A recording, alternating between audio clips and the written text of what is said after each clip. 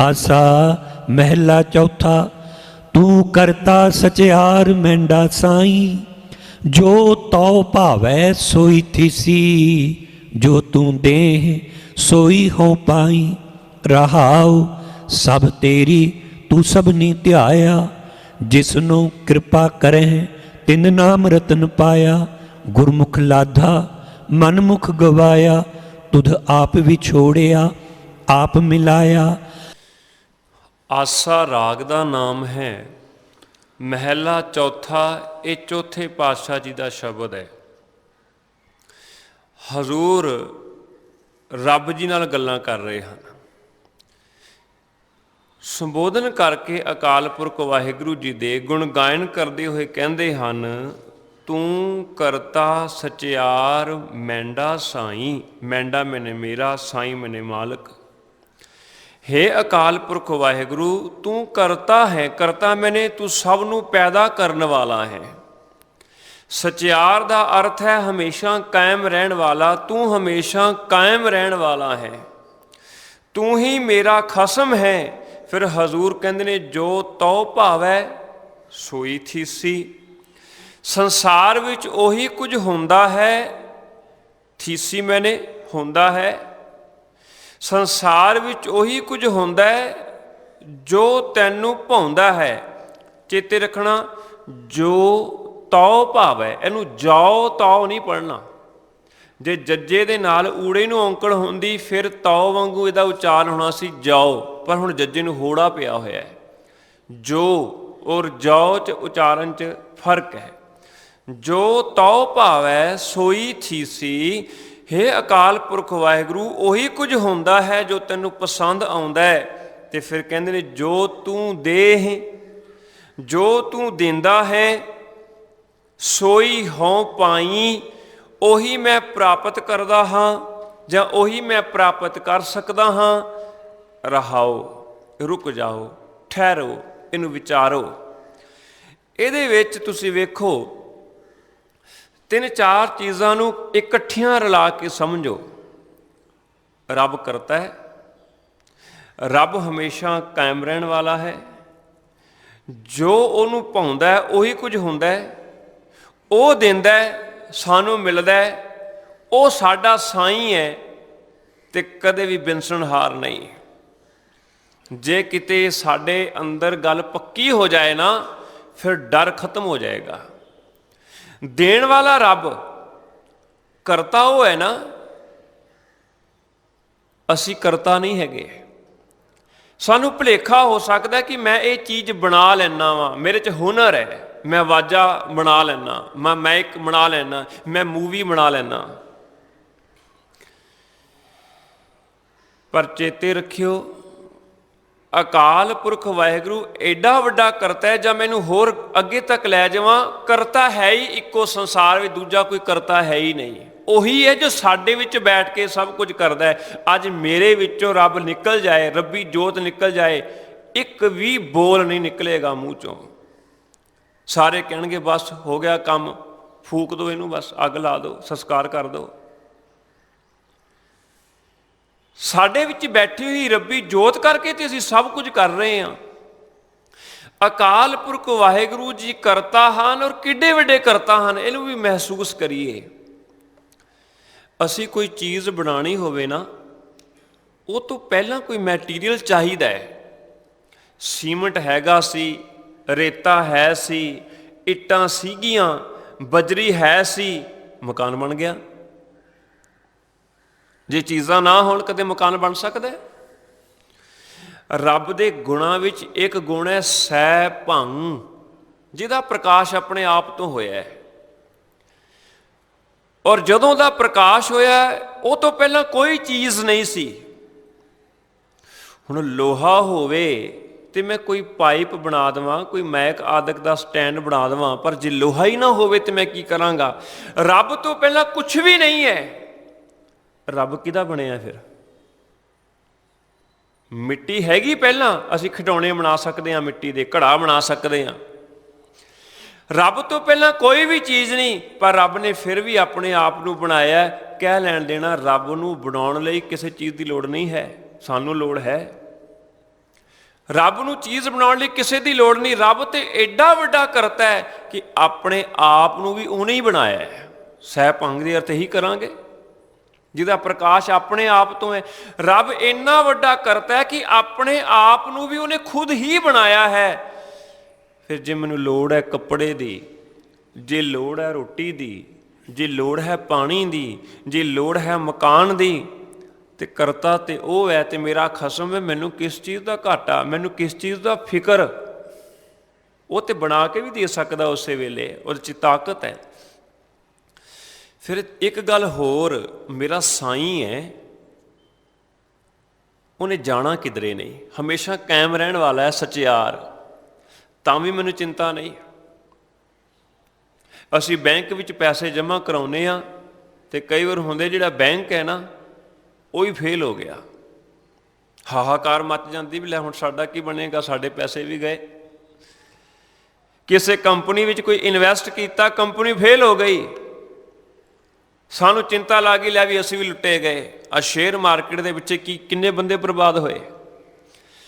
ਪਰ ਰੱਬ ਬਾਰੇ ਐਸੀ ਗੱਲ ਹੈ ਕਿ ਰੱਬ ਹਮੇਸ਼ਾ ਕਾਇਮ ਰਹਿਣ ਵਾਲਾ ਹੈ, ਤੇ ਜਿਹੜਾ ਉਹਦਾ ਦਾਸ ਬਣ ਜਾਏ ਉਹਨੂੰ ਬਿਲਕੁਲ ਡਰਨ ਦੀ ਲੋੜ ਨਹੀਂ।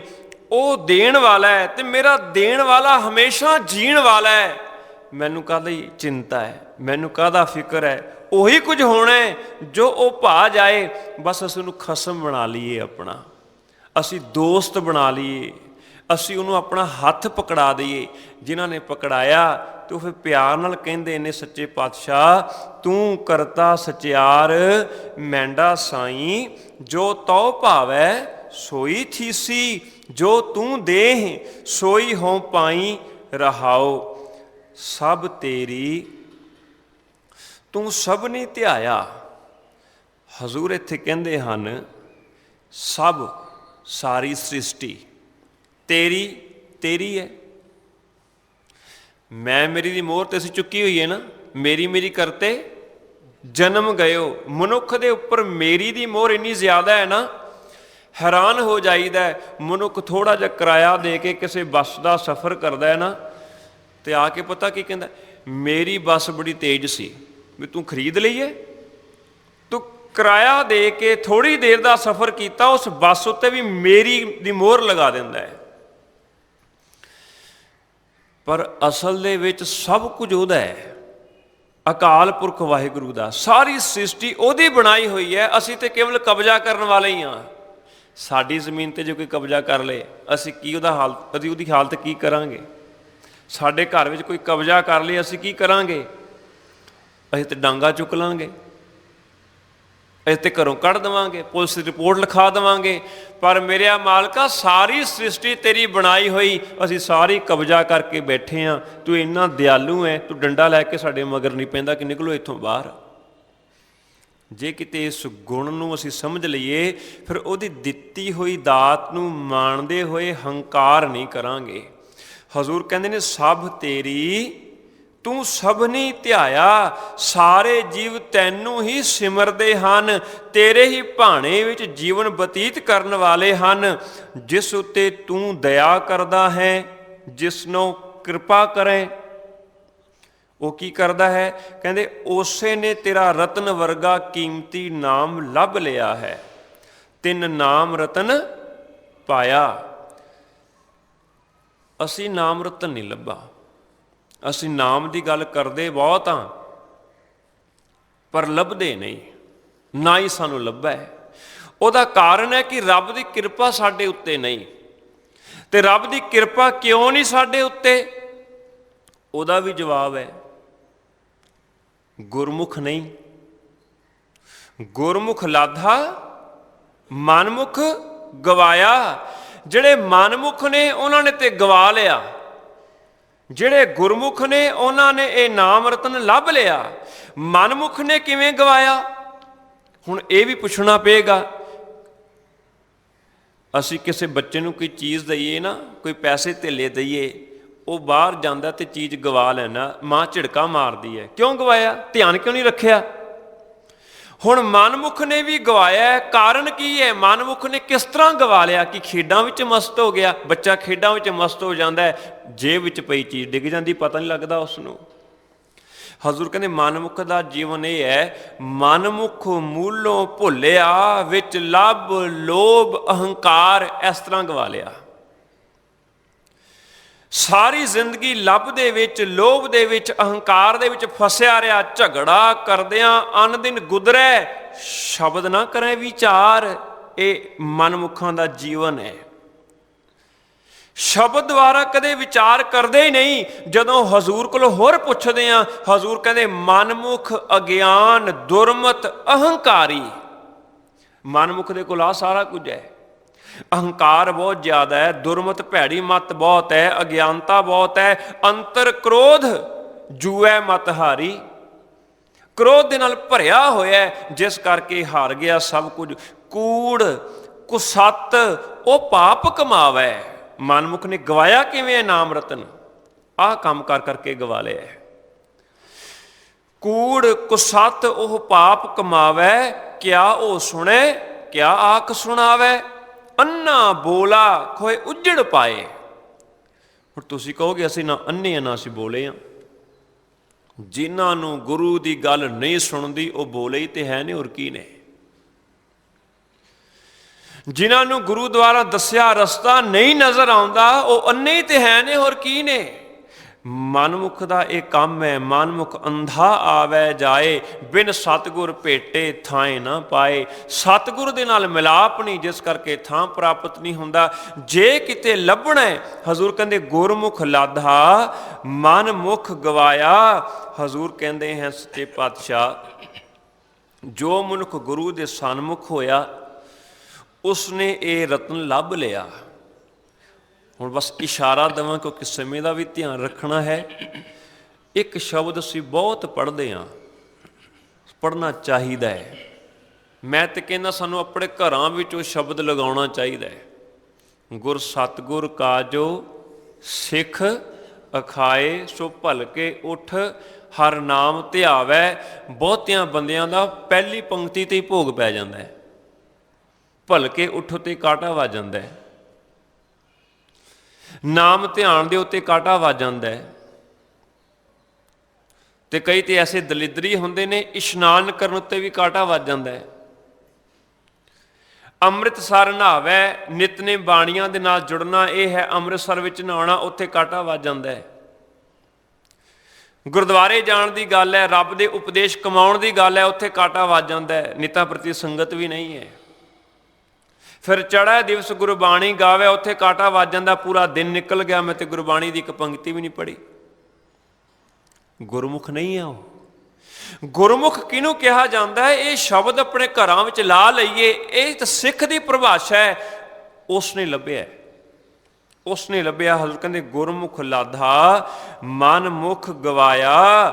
ਸੱਚੇ ਪਾਤਸ਼ਾਹ ਜੋ ਆਪਣੇ ਮਨ ਦੇ ਪਿੱਛੇ ਤੁਰਿਆ ਉਸਨੇ ਗਵਾ ਲਿਆ। ਪਰ ਫਿਰ ਕਰਤਾ ਤੇ ਰੱਬ ਹੈ ਨਾ। ਰੱਬ ਜੇ ਕਰੇ ਤੇ ਉਹਦਾ ਵੀ ਭਲਾ ਹੋ ਸਕਦਾ ਹੈ। ਫਿਰ ਇਸ ਕਰਕੇ ਰੱਬ ਅੱਗੇ ਹੱਥ ਜੋੜ ਕੇ ਕਹਿ ਦਿੱਤਾ, ਸੱਚੇ ਪਾਤਸ਼ਾਹ ਜੀਵ ਦੇ ਵੀ ਕੀ ਵਸ। ਜੀਵ ਨੂੰ ਤੂੰ ਆਪ ਹੀ ਆਪਣੇ ਨਾਲੋਂ ਵਿਛੋੜਦਾ ਹੈ, ਆਪ ਹੀ ਆਪਣੇ ਨਾਲ ਮਿਲਾਉਂਦਾ ਹੈ। ਕਿਰਪਾ ਕਰ, ਇਹ ਜੋ ਮਾਇਆ ਦੀ ਫਾਹੀ ਤੂੰ ਪਾਈ ਹੈ ਨਾ, ਤੂੰ ਪਾਈ ਹੈ ਨਾ, ਕੁਰਬਾਨ ਕੀਤਾ ਕਿਹਦੇ ਵਿੱਚੋਂ? ਉਹ ਤੋਂ ਜਾਣਾ ਕੁਰਬਾਨ ਕੀਤਾ ਤਿਸੈ ਵਿਟੋਂ, ਜਿਨ ਮੋਹ ਮੀਠਾ ਲਾਇਆ। ਜਿਸਨੇ ਇਹ ਮੋਹ ਮਿੱਠਾ ਕਰਕੇ ਲਾ ਦਿੱਤਾ ਹੈ, ਇਹ ਮਾਇਆ ਵੀ ਤੇ ਉਸੇ ਨੇ ਸਾਡੇ ਨਾਲ ਚੰਬੋੜ ਦਿੱਤੀ ਹੈ, ਜਿਸ ਕਰਕੇ ਮਨਮੁਖ ਬਣ ਗਏ, ਜਿਸ ਕਰਕੇ ਵਿਛੜ ਗਏ ਅਸੀਂ। ਇਸ ਕਰਕੇ ਹਜ਼ੂਰ ਕਹਿ ਰਹੇ ਹਨ, ਹੇ ਅਕਾਲ ਪੁਰਖ ਵਾਹਿਗੁਰੂ ਜੀਓ, ਸੱਚੇ ਪਾਤਸ਼ਾਹ ਜੀਓ, ਇਹ ਸਭ ਤੇਰੀ ਖੇਡ ਹੈ। ਤੂੰ ਆਪ ਹੀ ਕਿਰਪਾ ਕਰੇ ਤਾਂ ਤੇਰੇ ਨਾਲ ਕੋਈ ਮਿਲਦਾ ਹੈ। ਆਪ ਹੀ ਤੂੰ ਵਿਛੋੜਨ ਵਾਲਾ, ਆਪ ਹੀ ਮਿਲਾਉਣ ਵਾਲਾ। ਕਿਰਪਾ ਕਰ ਅਸੀਂ ਤੇਰੇ ਨਾਲ ਮਿਲ ਜਾਈਏ ਜੀ। ਇਸ ਸ਼ਬਦ ਵਿੱਚ ਪ੍ਰਮੁੱਖ ਤੌਰ ਦੇ ਉੱਤੇ ਤਿੰਨ ਗੱਲਾਂ ਦੇ ਉੱਤੇ ਬਹੁਤ ਜ਼ੋਰ ਹੈ। ਸਭ ਤੋਂ ਪਹਿਲੀ ਗੱਲ, ਕਰਤਾ। ਮਨੁੱਖ ਜਾਂ ਜੀਵ ਜਿਹੜਾ ਹੈ ਉਹ ਅਸਲ ਵਿੱਚ ਪਰਮੇਸ਼ਰ ਦੀ ਅੰਸ਼ ਹੈ। ਉਹਦੀ ਅੰਸ਼ ਹੋਣ ਕਰਕੇ ਇਹਦੇ ਵਿੱਚ ਉਹ ਰੱਬੀ ਗੁਣ ਵੀ ਨੇ रब दी जो अंश है। रब है एक करता, ते मनुख के अंदर हमेशा एक ख्वाहिश रही मैं करता बना, मैं किरत ना बना, मैं किसी के अधीन ना होवां, मैं खुद ही करता बना। मेरे अंदर एक ख्वाहिश है। हुण ख्वाहिश तो बड़ी चंगी सी, माड़ी नहीं सी, क्योंकि रब का अंश है, तो रब वर्गे गुण, रब वर्गी चाहत आ जानी कोई वड्डी गल नहीं। पर इन्हें तरीका गलत अपना लिया, इन्हें तरीका गलत अपना लिया। जे किते एक करते की सिफत सलाह करदा, फिर एक खुद भी एक दिन करता बन जाना सी। ब्रह्म ज्ञानी सब सृष्ट का करता, फिर तो मुश्किल ही कोई नहीं सी। पर इन्हें रास्ता गलत अपना लिया। इन्हें की किया, उस चाहत पूरी करने वास्ते कदे कहना मैं घर बनाया, कदे कहना मैं बाग बगीचे बनाए, कदे कुछ बनाने का दावा बनता है, कदे कुछ बनाने का दावा बनता है। हुंदा की है, हुण है तो सच्चा नहीं, है तो सच्चा नहीं, तो अज ये दावा बनता है, कल मौत ये दाविया ढाके ढेरी कर देंदी है। छोटी जी एक गाथा कहते हैं ताकि गल स्पष्ट हो जाए। एक फकीर बजुर्ग, मौसम खराब हो गया अचानक, तो कोई सोहना जिहा घर वेख के उहदा बूहा खड़काया। अंदर एक नौजवान निकलिया, उन्हें बचन आख्या भी बेटे मैं अज दी रात इत्थे तेरे किसी कोने विच बैठ के कट सकना? समा बहुत खराब है, मौसम बहुत खराब है, तो मेरी बिरध अवस्था है, मेरे को बर्दाश्त नहीं होना, तो थोड़ी मदद दे देगा? वो नौजवान हंकार विच बोलिया, कहन लगे बाबा तू ये गल करनी तो किसी धर्मशाला में जा, तू मेरे घर का बूहा क्यों खड़काना है? उन्हें आख्या पुत्र भी चलो कोई गल नहीं, मैं पहला भी इत्थे आया सा, पर तू थोड़ा जिहा मैं कोई दावा थोड़ा बनना, सवेरे तुर जाना है, मौसम खराब ना होंदा तो मैं इन्नी भी खिचड़ नहीं सी देनी, पर तू कोई मदद कर।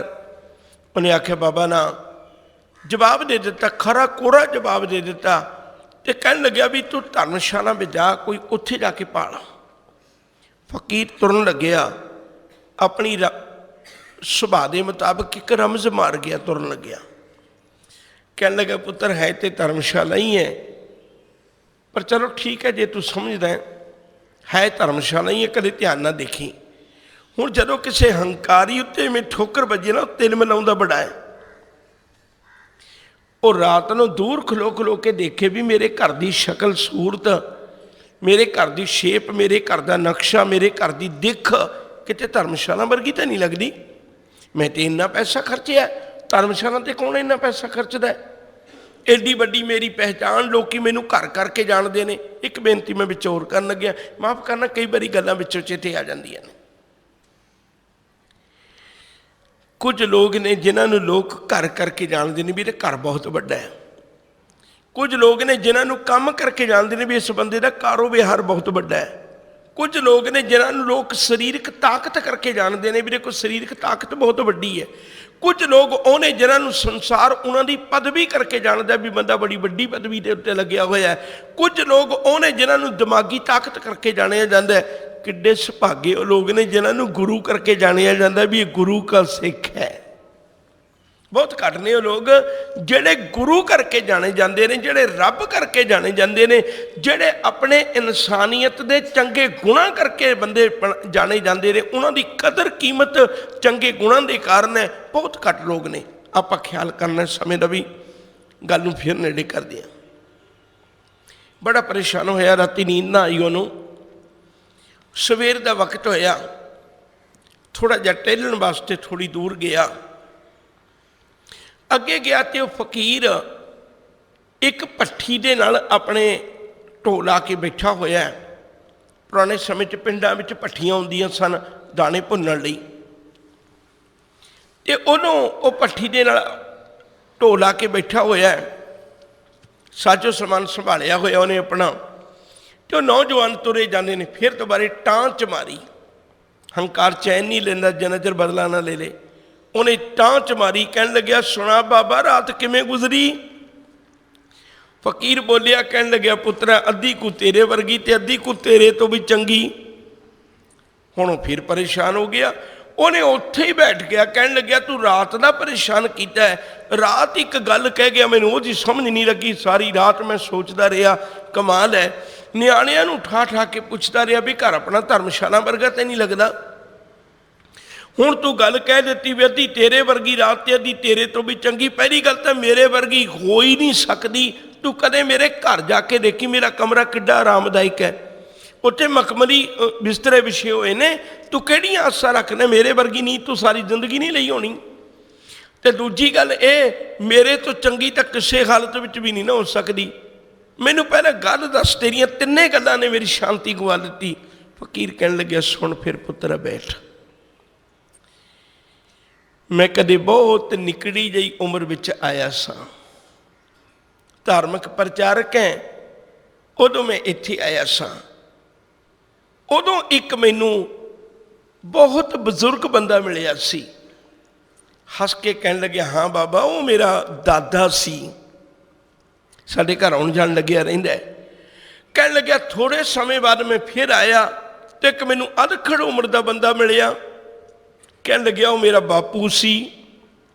ਫਕੀਰ ਕਹਿਣ ਲੱਗਿਆ ਹੁਣ ਤੇਰਾ ਦਾਦਾ ਕਿੱਥੇ ਹੈ? ਕਹਿਣ ਲੱਗੇ ਉਹ ਤੇ ਮਰ ਗਿਆ। ਤੇਰਾ ਬਾਪੂ ਕਿੱਥੇ? ਕਹਿਣ ਲੱਗੇ ਉਹ ਵੀ ਚੜ੍ਹਾਈ ਕਰ ਗਿਆ। ਕਹਿਣ ਲੱਗੇ ਫਿਰ ਸੱਜਣਾ ਤੂੰ ਇਹ ਗੱਲ ਕਿਉਂ ਨਹੀਂ ਸਮਝਦਾ, ਜਿੱਥੇ ਜੀਵ ਆਉਂਦੇ ਨੇ ਚੰਦ ਰੋਜ਼ ਰਹਿੰਦੇ ਨੇ ਟੁਰ ਜਾਂਦੇ ਨੇ, ਉਹਨੂੰ ਧਰਮਸ਼ਾਲਾ ਹੀ ਤਾਂ ਕਹਿੰਦੇ ਨੇ। ਸਿਰਫ ਤੈਨੂੰ ਅੰਤਰ ਹੈ ਵੀ ਮੈਂ ਕਰਤਾ ਬਣੀ ਬੈਠਾ। ਸੱਜਣਾ ਇਹਦੇ ਵਿੱਚੋਂ ਤੇਰਾ ਕੁਛ ਵੀ ਨਹੀਂ ਹੈ। ਇੱਕ ਗੁਰਵਾਕ ਪਹਿਲੋਂ ਕਹਿੰਦੇ ਆ, ਫਿਰ ਇਸ ਗੱਲ ਨੂੰ ਅੱਗੇ ਤੋਰਦੇ ਹਾਂ। ਗੁਰੂ ਤੇਗ ਬਹਾਦਰ ਸਾਹਿਬ ਜੀ ਦਾ ਅੰਮ੍ਰਿਤ ਬਚਨ ਹੈ, ਜੇ ਪ੍ਰਾਨੀ ਹਉਮੈ ਤਜੀ ਕਰਤਾ ਰਾਮ ਪਛਾਨ, ਕਹੋ ਨਾਨਕ ਵੋ ਮੁਕਤ ਨਰ, ਇਹ ਮਨ ਸਾਚੀ ਮਾਨ।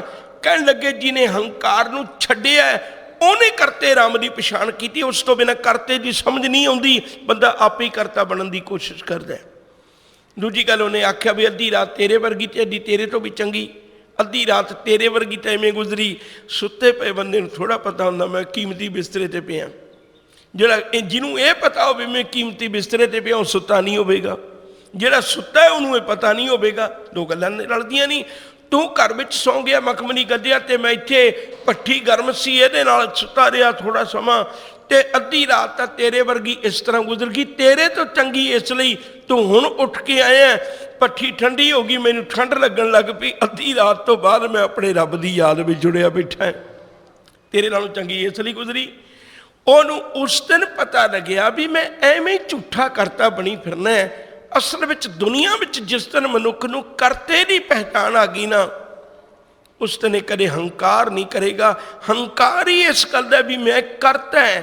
ਜਦੋਂ ਵੀ ਇਹ ਕਦੇ ਕੋਈ ਗੁਮਾਨ ਕਰਦਾ, ਜਬ ਇਹ ਮਨ ਮੈਂ ਧਰਤ ਗੁਮਾਨਾ, ਤਬ ਇਹ ਬਾਬਰ ਫਿਰਤ ਬੇਗਾਨਾ। ਰੱਬ ਕਹਿੰਦਾ ਵੀ ਚੰਗਾ ਤੇਰਾ ਮੇਰਾ ਰਿਸ਼ਤਾ ਹੀ ਕੋਈ ਨਹੀਂ।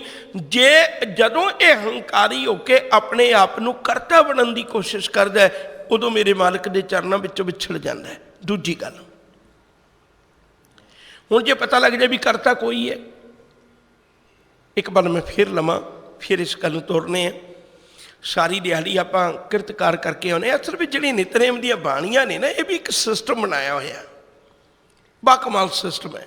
ਸਵੇਰੇ ਜੀਵ ਉੱਠਦਾ, ਹਜੇ ਸੰਸਾਰ ਨਾਲ ਨਹੀਂ ਜੁੜਿਆ, ਹਜੇ ਇਕਾਂਤ ਸ਼ਾਂਤ ਹੈ, ਤੇ ਇਹਨੂੰ ਬਹੁਤੀਆਂ ਬਾਣੀਆਂ ਪੜ੍ਹਨ ਲਈ ਸਾਹਿਬ ਨੇ ਦਿੱਤੀਆਂ। ਹਜੇ ਦੇਖੋ ਵਕਤ ਵੀ ਇਹ ਫਰੈਸ਼ ਹੈ, ਸ਼ਾਮ ਦਾ ਵਕਤ ਆਇਆ, ਸਾਰੀ ਦਿਹਾੜੀ ਕਿਰਤਕਾਰ ਕਰਕੇ ਆਇਆ। ਹੁਣ ਇਹਦੇ ਕੋਲ ਵਕਤ ਵੀ ਬਹੁਤਾ ਨਹੀਂ, ਥੱਕਿਆ ਹੋਇਆ, ਪਰ ਹੁਣ ਵੀ ਇਹਨੂੰ ਇੱਕ ਨਿਤਨੇਮ ਦੀ ਦਾਤ ਦਿੱਤੀ। ਫਿਰ ਰਹਿਰਾਸ ਸਾਹਿਬ ਜਿਹੜੀ ਹੈ ਉਹ ਸਵੇਰ ਦੀਆਂ ਬਾਣੀਆਂ ਜਿੱਡੀ ਲੰਮੀ ਨਹੀਂ, ਛੋਟੇ ਆਕਾਰ ਦੀ ਹੈ, ਥੱਕਿਆ ਹੋਇਆ। ਹੁਣ ਸੌਣ ਲੱਗਿਆ, ਬਿਲਕੁਲ ਤਿਆਰੀ, ਪ੍ਰਸ਼ਾਦਾ ਪਾਣੀ ਛਕ ਲਿਆ, ਬਿਸਤਰੇ 'ਤੇ ਬੈਠਾ। ਹੁਣ ਤੇ ਬਸ ਅੱਖਾਂ ਬੰਦ ਕਰਨ ਦੀ ਦੇਰ ਹੈ, ਨੀਂਦ ਦੀ ਗੋਦ ਵਿੱਚ ਚਲੇ ਜਾਣੇ ਨੇ। ਸਾਹਿਬ ਕਹਿਣ ਲੱਗੇ ਵੀ ਹੁਣ ਜਿਹੜੀ ਸੋਹਿਲਾ ਸਾਹਿਬ ਦੀ ਬਾਣੀ ਪੜ੍ਹਨੀ ਉਹ ਉਦੋਂ ਵੀ ਛੋਟੀ ਹੈ, ਕਿਉਂਕਿ ਹੁਣ ਜੇ ਤੈਨੂੰ ਕਿਹਾ ਵੀ ਸੁਖਮਨੀ ਸਾਹਿਬ ਪੜ੍ਹ, ਹੁਣ ਜੇ ਤੈਨੂੰ ਕਿਹਾ ਵੀ ਜਪਜੀ ਸਾਹਿਬ ਪੜ੍ਹ, ਤੂੰ ਤੇ ਪੜ੍ਹ ਹੀ ਨਹੀਂ ਸਕਣੀ, ਕਿਉਂਕਿ ਨੀਂਦ ਐਡੀ ਸਵਾਰ ਹੋ ਚੁੱਕੀ ਹੋਈ ਹੈ। ਨਿਤਨੇਮ ਦੀਆਂ ਬਾਣੀਆਂ ਦੀ ਵਿਉਂਤ ਵੀ ਬੜੀ ਬਾਕਮਾਲ ਹੈ। ਹੁਣ ਜਦੋਂ ਸਾਰੀ ਦਿਹਾੜੀ ਕੰਮ ਕਰਕੇ ਆਇਆ, ਬੋਝੇ ਹੱਥ ਮਾਰਿਆ, ਕੱਢ ਕੇ ਪੈਸੇ ਰੱਖਦਾ, ਆਪਣਾ ਪਰਸ ਰੱਖਦਾ, ਆਪਣੀਆਂ ਬੁੱਕਾਂ ਰੱਖਦਾ, ਤੇ ਉਦੋਂ ਜਦੋਂ ਰੱਖਦਾ ਉਦੋਂ ਨਾਲ ਨਾਲ ਦਿਮਾਗ 'ਚ ਰੱਖਦਾ ਵੀ ਅੱਜ ਕੀ ਖੱਟਿਆ ਕਮਾਇਆ। ਬੜਾ ਹੰਕਾਰੀ ਹੁੰਦਾ। ਸਾਹਿਬ ਕਹਿੰਦੇ ਵੀ ਜਦੋਂ ਤੂੰ ਸ਼ਾਮ ਨੂੰ ਆਵੇਂ ਮਨਾ, ਆਪਣੇ ਘਰ ਆਵੇਂ, ਤੇ ਉਦੋਂ ਤੈਨੂੰ ਇਹ ਗੱਲ ਜ਼ੁਬਾਨੋਂ ਕਹਿਣੀ ਚਾਹੀਦੀ ਹੈ ਭਈ ਮਾਲਕਾ ਜੋ ਤੈਨੂੰ ਚੰਗਾ ਲੱਗਦਾ ਹੈ ਨਾ ਤੂੰ ਉਹ ਕਰ, ਮੈਂ ਆਪਣੀਆਂ ਸਕੀਮਾਂ ਨਹੀਂ ਬਣਾਉਣੀਆਂ। ਰੱਬ ਦਾ ਪਿਆਰਾ ਹੀ ਉਹ ਹੁੰਦਾ ਹੈ ਜਿਹੜਾ ਮਾਲਕ ਦੇ ਚਰਨਾਂ ਵਿੱਚ ਜੁੜ ਕੇ ਇਹ ਅਰਦਾਸ ਕਰਦਾ ਹੈ, ਹਰ ਜੀਓ ਸਭ ਕੋ ਤੇਰੇ ਵਸ, ਅਸਾਂ ਜ਼ੋਰ ਨਹੀਂ, ਜੇ ਕਿਛ ਕਰ ਹਮ ਸਾਕੈ, ਜਿਉਂ ਭਾਵੇ ਤਿਵੇਂ ਬਖਸ਼। ਮੈਨੂੰ ਤੇ ਹੰਕਾਰ ਹੀ ਨਹੀਂ ਚੈਨ ਲੈਣ ਦਿੰਦਾ ਜਿਸ ਦਿਨ ਪਤਾ ਲੱਗਿਆ। ਇੱਕ ਤੀਜੀ ਗੱਲ ਇਹ ਹੈ, ਹੁਣ ਸ਼ਬਦ ਆਇਆ ਸੀ ਲੱਭਾ। ਲੱਭਾ ਸ਼ਬਦ, ਲੱਭਿਆ ਸ਼ਬਦ, ਇਹ ਬੜਾ ਪਿਆਰਾ ਸਾਡੀ ਪੰਜਾਬੀ ਭਾਸ਼ਾ ਦਾ। ਇੱਕ ਹੁੰਦਾ ਕਿਸੇ ਵਸਤੂ ਨੂੰ ਖਰੀਦਣਾ, ਇੱਕ ਹੁੰਦਾ ਕਿਸੇ ਵਸਤੂ ਨੂੰ ਮੰਗਣਾ। ਉਧਾਰ ਵੀ ਲਈ ਜਾ ਸਕਦੀ ਹੈ, ਖਰੀਦੀ ਵੀ ਜਾ ਸਕਦੀ ਹੈ, ਪਰ ਇੱਕ ਹੁੰਦਾ ਲੱਭਣਾ। ਲੱਭਣਾ ਸ਼ਬਦ ਮੈਂ ਫਿਰ ਬੇਨਤੀ ਕਰਾਂ ਬੜਾ ਪਿਆਰਾ ਹੈ, ਮੁੱਲ ਵੀ ਕੋਈ ਨਹੀਂ ਦਿੱਤਾ, ਲੱਭਿਆ, ਪਰ ਮੈਂ ਮੰਗਿਆ ਵੀ ਕਿਸੇ ਤੋਂ ਨਹੀਂ, ਮੈਂ ਅਧੀਨ ਵੀ ਕਿਸੇ ਦੇ ਨਹੀਂ ਹੋਇਆ, ਤੇ ਮਾਲਕ ਨੇ ਕਿਰਪਾ ਕਰ ਦਿੱਤੀ। ਹੱਠ ਮਝਾਹੂ ਮੈਂ ਮਾਣਕ ਲੱਦਾ। ਮਾਲਕ ਨੇ ਕਿਰਪਾ ਕਰ ਦਿੱਤੀ। ਹੱਠ ਮਝਾਹੂ ਦਾ ਅਰਥ ਹੈ ਹਿਰਦੇ ਦੀ ਦੁਨੀਆ ਵਿੱਚੋਂ। ਹੱਠ ਮਝਾਹੂ ਮੈਂ ਮਾਣਕ ਲੱਦਾ, ਮੁੱਲ ਨਾ ਕੀਤਾ, ਮੈਂ ਕੋ ਸਤਿਗੁਰੂ ਦਿੱਤਾ। ਮੈਨੂੰ ਮੁੱਲ ਨਹੀਂ ਦਿੱਤਾ ਕੋਈ ਵੀ, ਮੇਰੇ ਸਤਿਗੁਰੂ ਨੇ ਲਵਾ ਦਿੱਤਾ। ਗੁਰੂ ਨੇ ਇੱਕ ਬਚਨ ਆਖਿਆ, ਕਹਿਣ ਲੱਗੇ ਪੁੱਤਰ ਅੰਮ੍ਰਿਤ ਨਾਮ ਤੇਰੇ ਹਿਰਦੇ ਵਿੱਚ ਵਸਿਆ ਹੋਇਆ, ਤੇਰੇ ਹਿਰਦੇ ਵਿੱਚ ਵਸਿਆ ਹੋਇਆ, ਪਰ ਮਨੁੱਖ ਨੂੰ ਸੋਝੀ ਨਹੀਂ ਹੈ। ਘਰ ਹੀ ਮੈਂ ਅੰਮ੍ਰਿਤ ਭਰਪੂਰ ਹੈ, ਮਨਮੁੱਖਾਂ ਸਾਧਨਾ ਪਾਇਆ, ਜਿਉ ਕਸਤੂਰੀ ਮਿਰਗ ਨਾ ਜਾਣੇ ਭਰਮ ਦਾ ਭਰਮ ਭੁਲਾਇਆ। ਅੰਮ੍ਰਿਤ ਤਜ ਬਿਕ ਸੰਗ੍ਰਹਿ ਕਰਤਾ ਆਪ ਖੁਆਇਆ। ਜਦੋਂ ਗੁਰੂ ਨੇ ਕਿਰਪਾ ਕਰ ਦਿੱਤੀ, ਇਹਨੂੰ ਅੰਦਰ ਦਿਖਾਇਆ, ਅੰਦਰ ਸੰਤ ਸੰਗ ਅੰਤਰ ਪ੍ਰਭ ਡੀਠਾ। ਜਦੋਂ ਗੁਰੂ ਕਿਰਪਾ ਦੇ ਨਾਲ ਇਹਨੇ ਆਪਣੇ ਅੰਦਰ ਨੂੰ ਦੇਖਿਆ, ਗੁਰੂ ਦੀ ਕਿਰਪਾ ਦਾ ਸਦਕਾ ਬੰਦੇ ਖੋਜ ਦਿਲ ਹਰ ਰੋਜ਼। ਜਦੋਂ ਇਹਨੇ ਉਹਨੂੰ ਖੋਜਿਆ ਤੇ ਹੈਰਾਨ ਹੋਇਆ, ਮੈਨੂੰ ਤਾਂ ਮੇਰੇ ਘਰ ਵਿੱਚੋਂ ਹੀ ਲੱਭ ਗਿਆ। ਹੁਣ ਗੁਰਮੁਖ ਦਾ ਤੇ ਮਨਮੁਖ ਦਾ ਕੀ ਅੰਤਰ ਹੈ? ਗੁਰਮੁਖ ਜਿਹੜਾ ਨਾ ਉਹ ਅੰਦਰ ਜਾਂਦਾ ਹੈ ਗੁਰੂ ਨਾਲ ਮਿਲ ਕੇ, ਮਨਮੁਖ ਬੰਦਾ ਬਾਹਰ ਭਟਕਦਾ ਰਹਿੰਦਾ, ਮਨਮੁਖ ਬੰਦਾ ਬਾਹਰ ਭਟਕਦਾ ਰਹਿੰਦਾ। ਤੇ ਹੈ ਤਾਂ ਦਾਤ ਸਾਰਾ ਕੁਝ ਇਹਦੇ ਅੰਦਰ ਹੀ ਸੀ, ਪਰ ਇਹਨੂੰ ਪਤਾ ਨਹੀਂ ਲੱਗ ਸਕਿਆ। ਸਾਹਿਬ ਕਹਿੰਦੇ ਨੇ, ਬਖਸ਼ਿਸ਼ ਕਰਦੇ ਨੇ, ਕਹਿਣ ਲੱਗੇ ਉਹ ਸਤਿਆਰ ਜਿਹੜਾ ਸਦੀਵ ਰਹਿਣ ਵਾਲਾ ਕਰਤਾ ਹੈ, ਅਸੀਂ ਆਪਣੇ ਆਪ ਨੂੰ ਕਰਤਾ ਨਾ ਬਣੀਏ।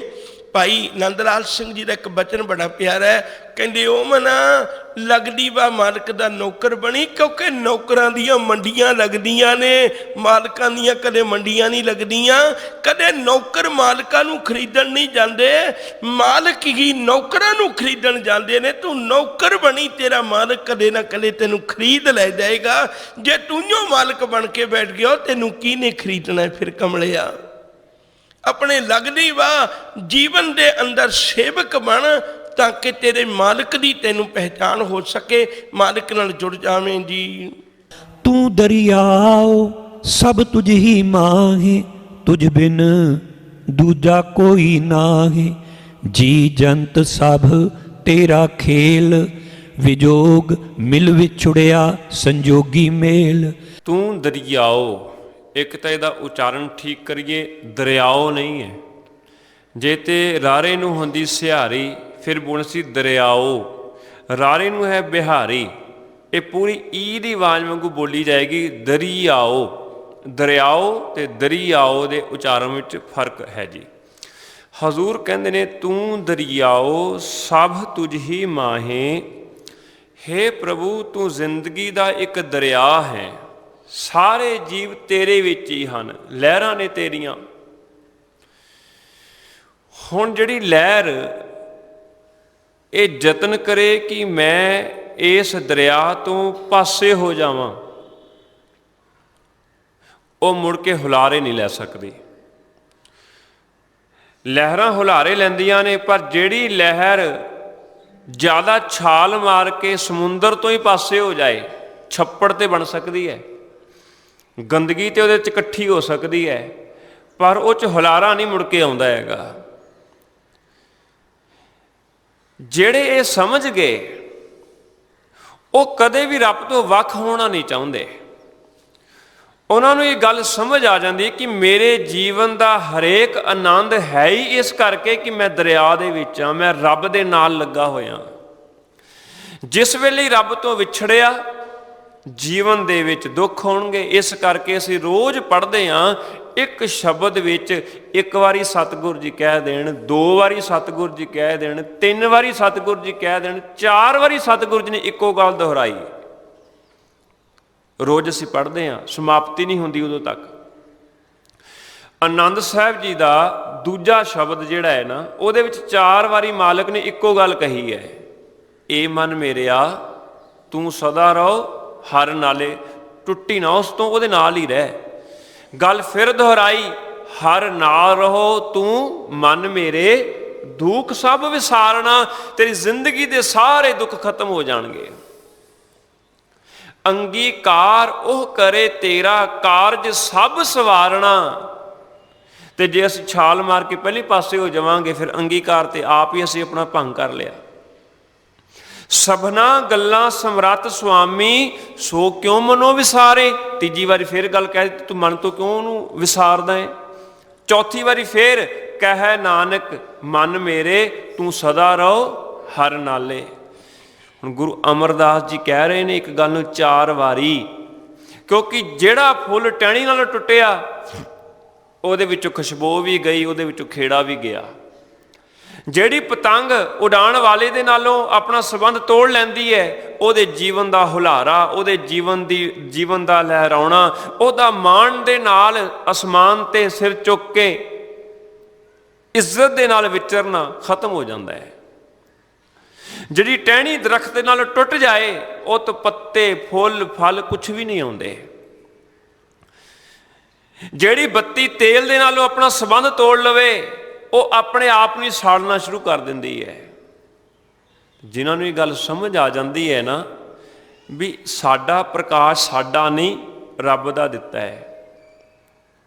ਸਾਡਾ ਲਹਿਰਾਉਣਾ, ਸਾਡਾ ਮੁਸਕਰਾਉਣਾ, ਸਾਡਾ ਸੁੱਖ ਸਾਡਾ ਕਮਾਇਆ ਹੋਇਆ ਨਹੀਂ, ਰੱਬ ਦਾ ਦਿੱਤਾ ਹੋਇਆ ਹੈ। ਫਿਰ ਉਹ ਰੱਬ ਨੂੰ ਇਹ ਗੱਲ ਕਹਿ ਦਿੰਦੇ ਨੇ, ਮਾਣ ਦੇ ਨਾਲ ਕਹਿੰਦੇ ਨੇ, ਸਤਿਕਾਰ ਦੇ ਨਾਲ ਕਹਿੰਦੇ ਨੇ, ਝੁੱਕ ਕੇ ਕਹਿੰਦੇ ਨੇ, ਬੰਦਗੀ ਰੂਪ ਵਿੱਚ ਕਹਿੰਦੇ ਨੇ, ਤੂੰ ਦਰਿਆਓ ਸਭ ਤੁਝ ਹੀ ਮਾਹੇ।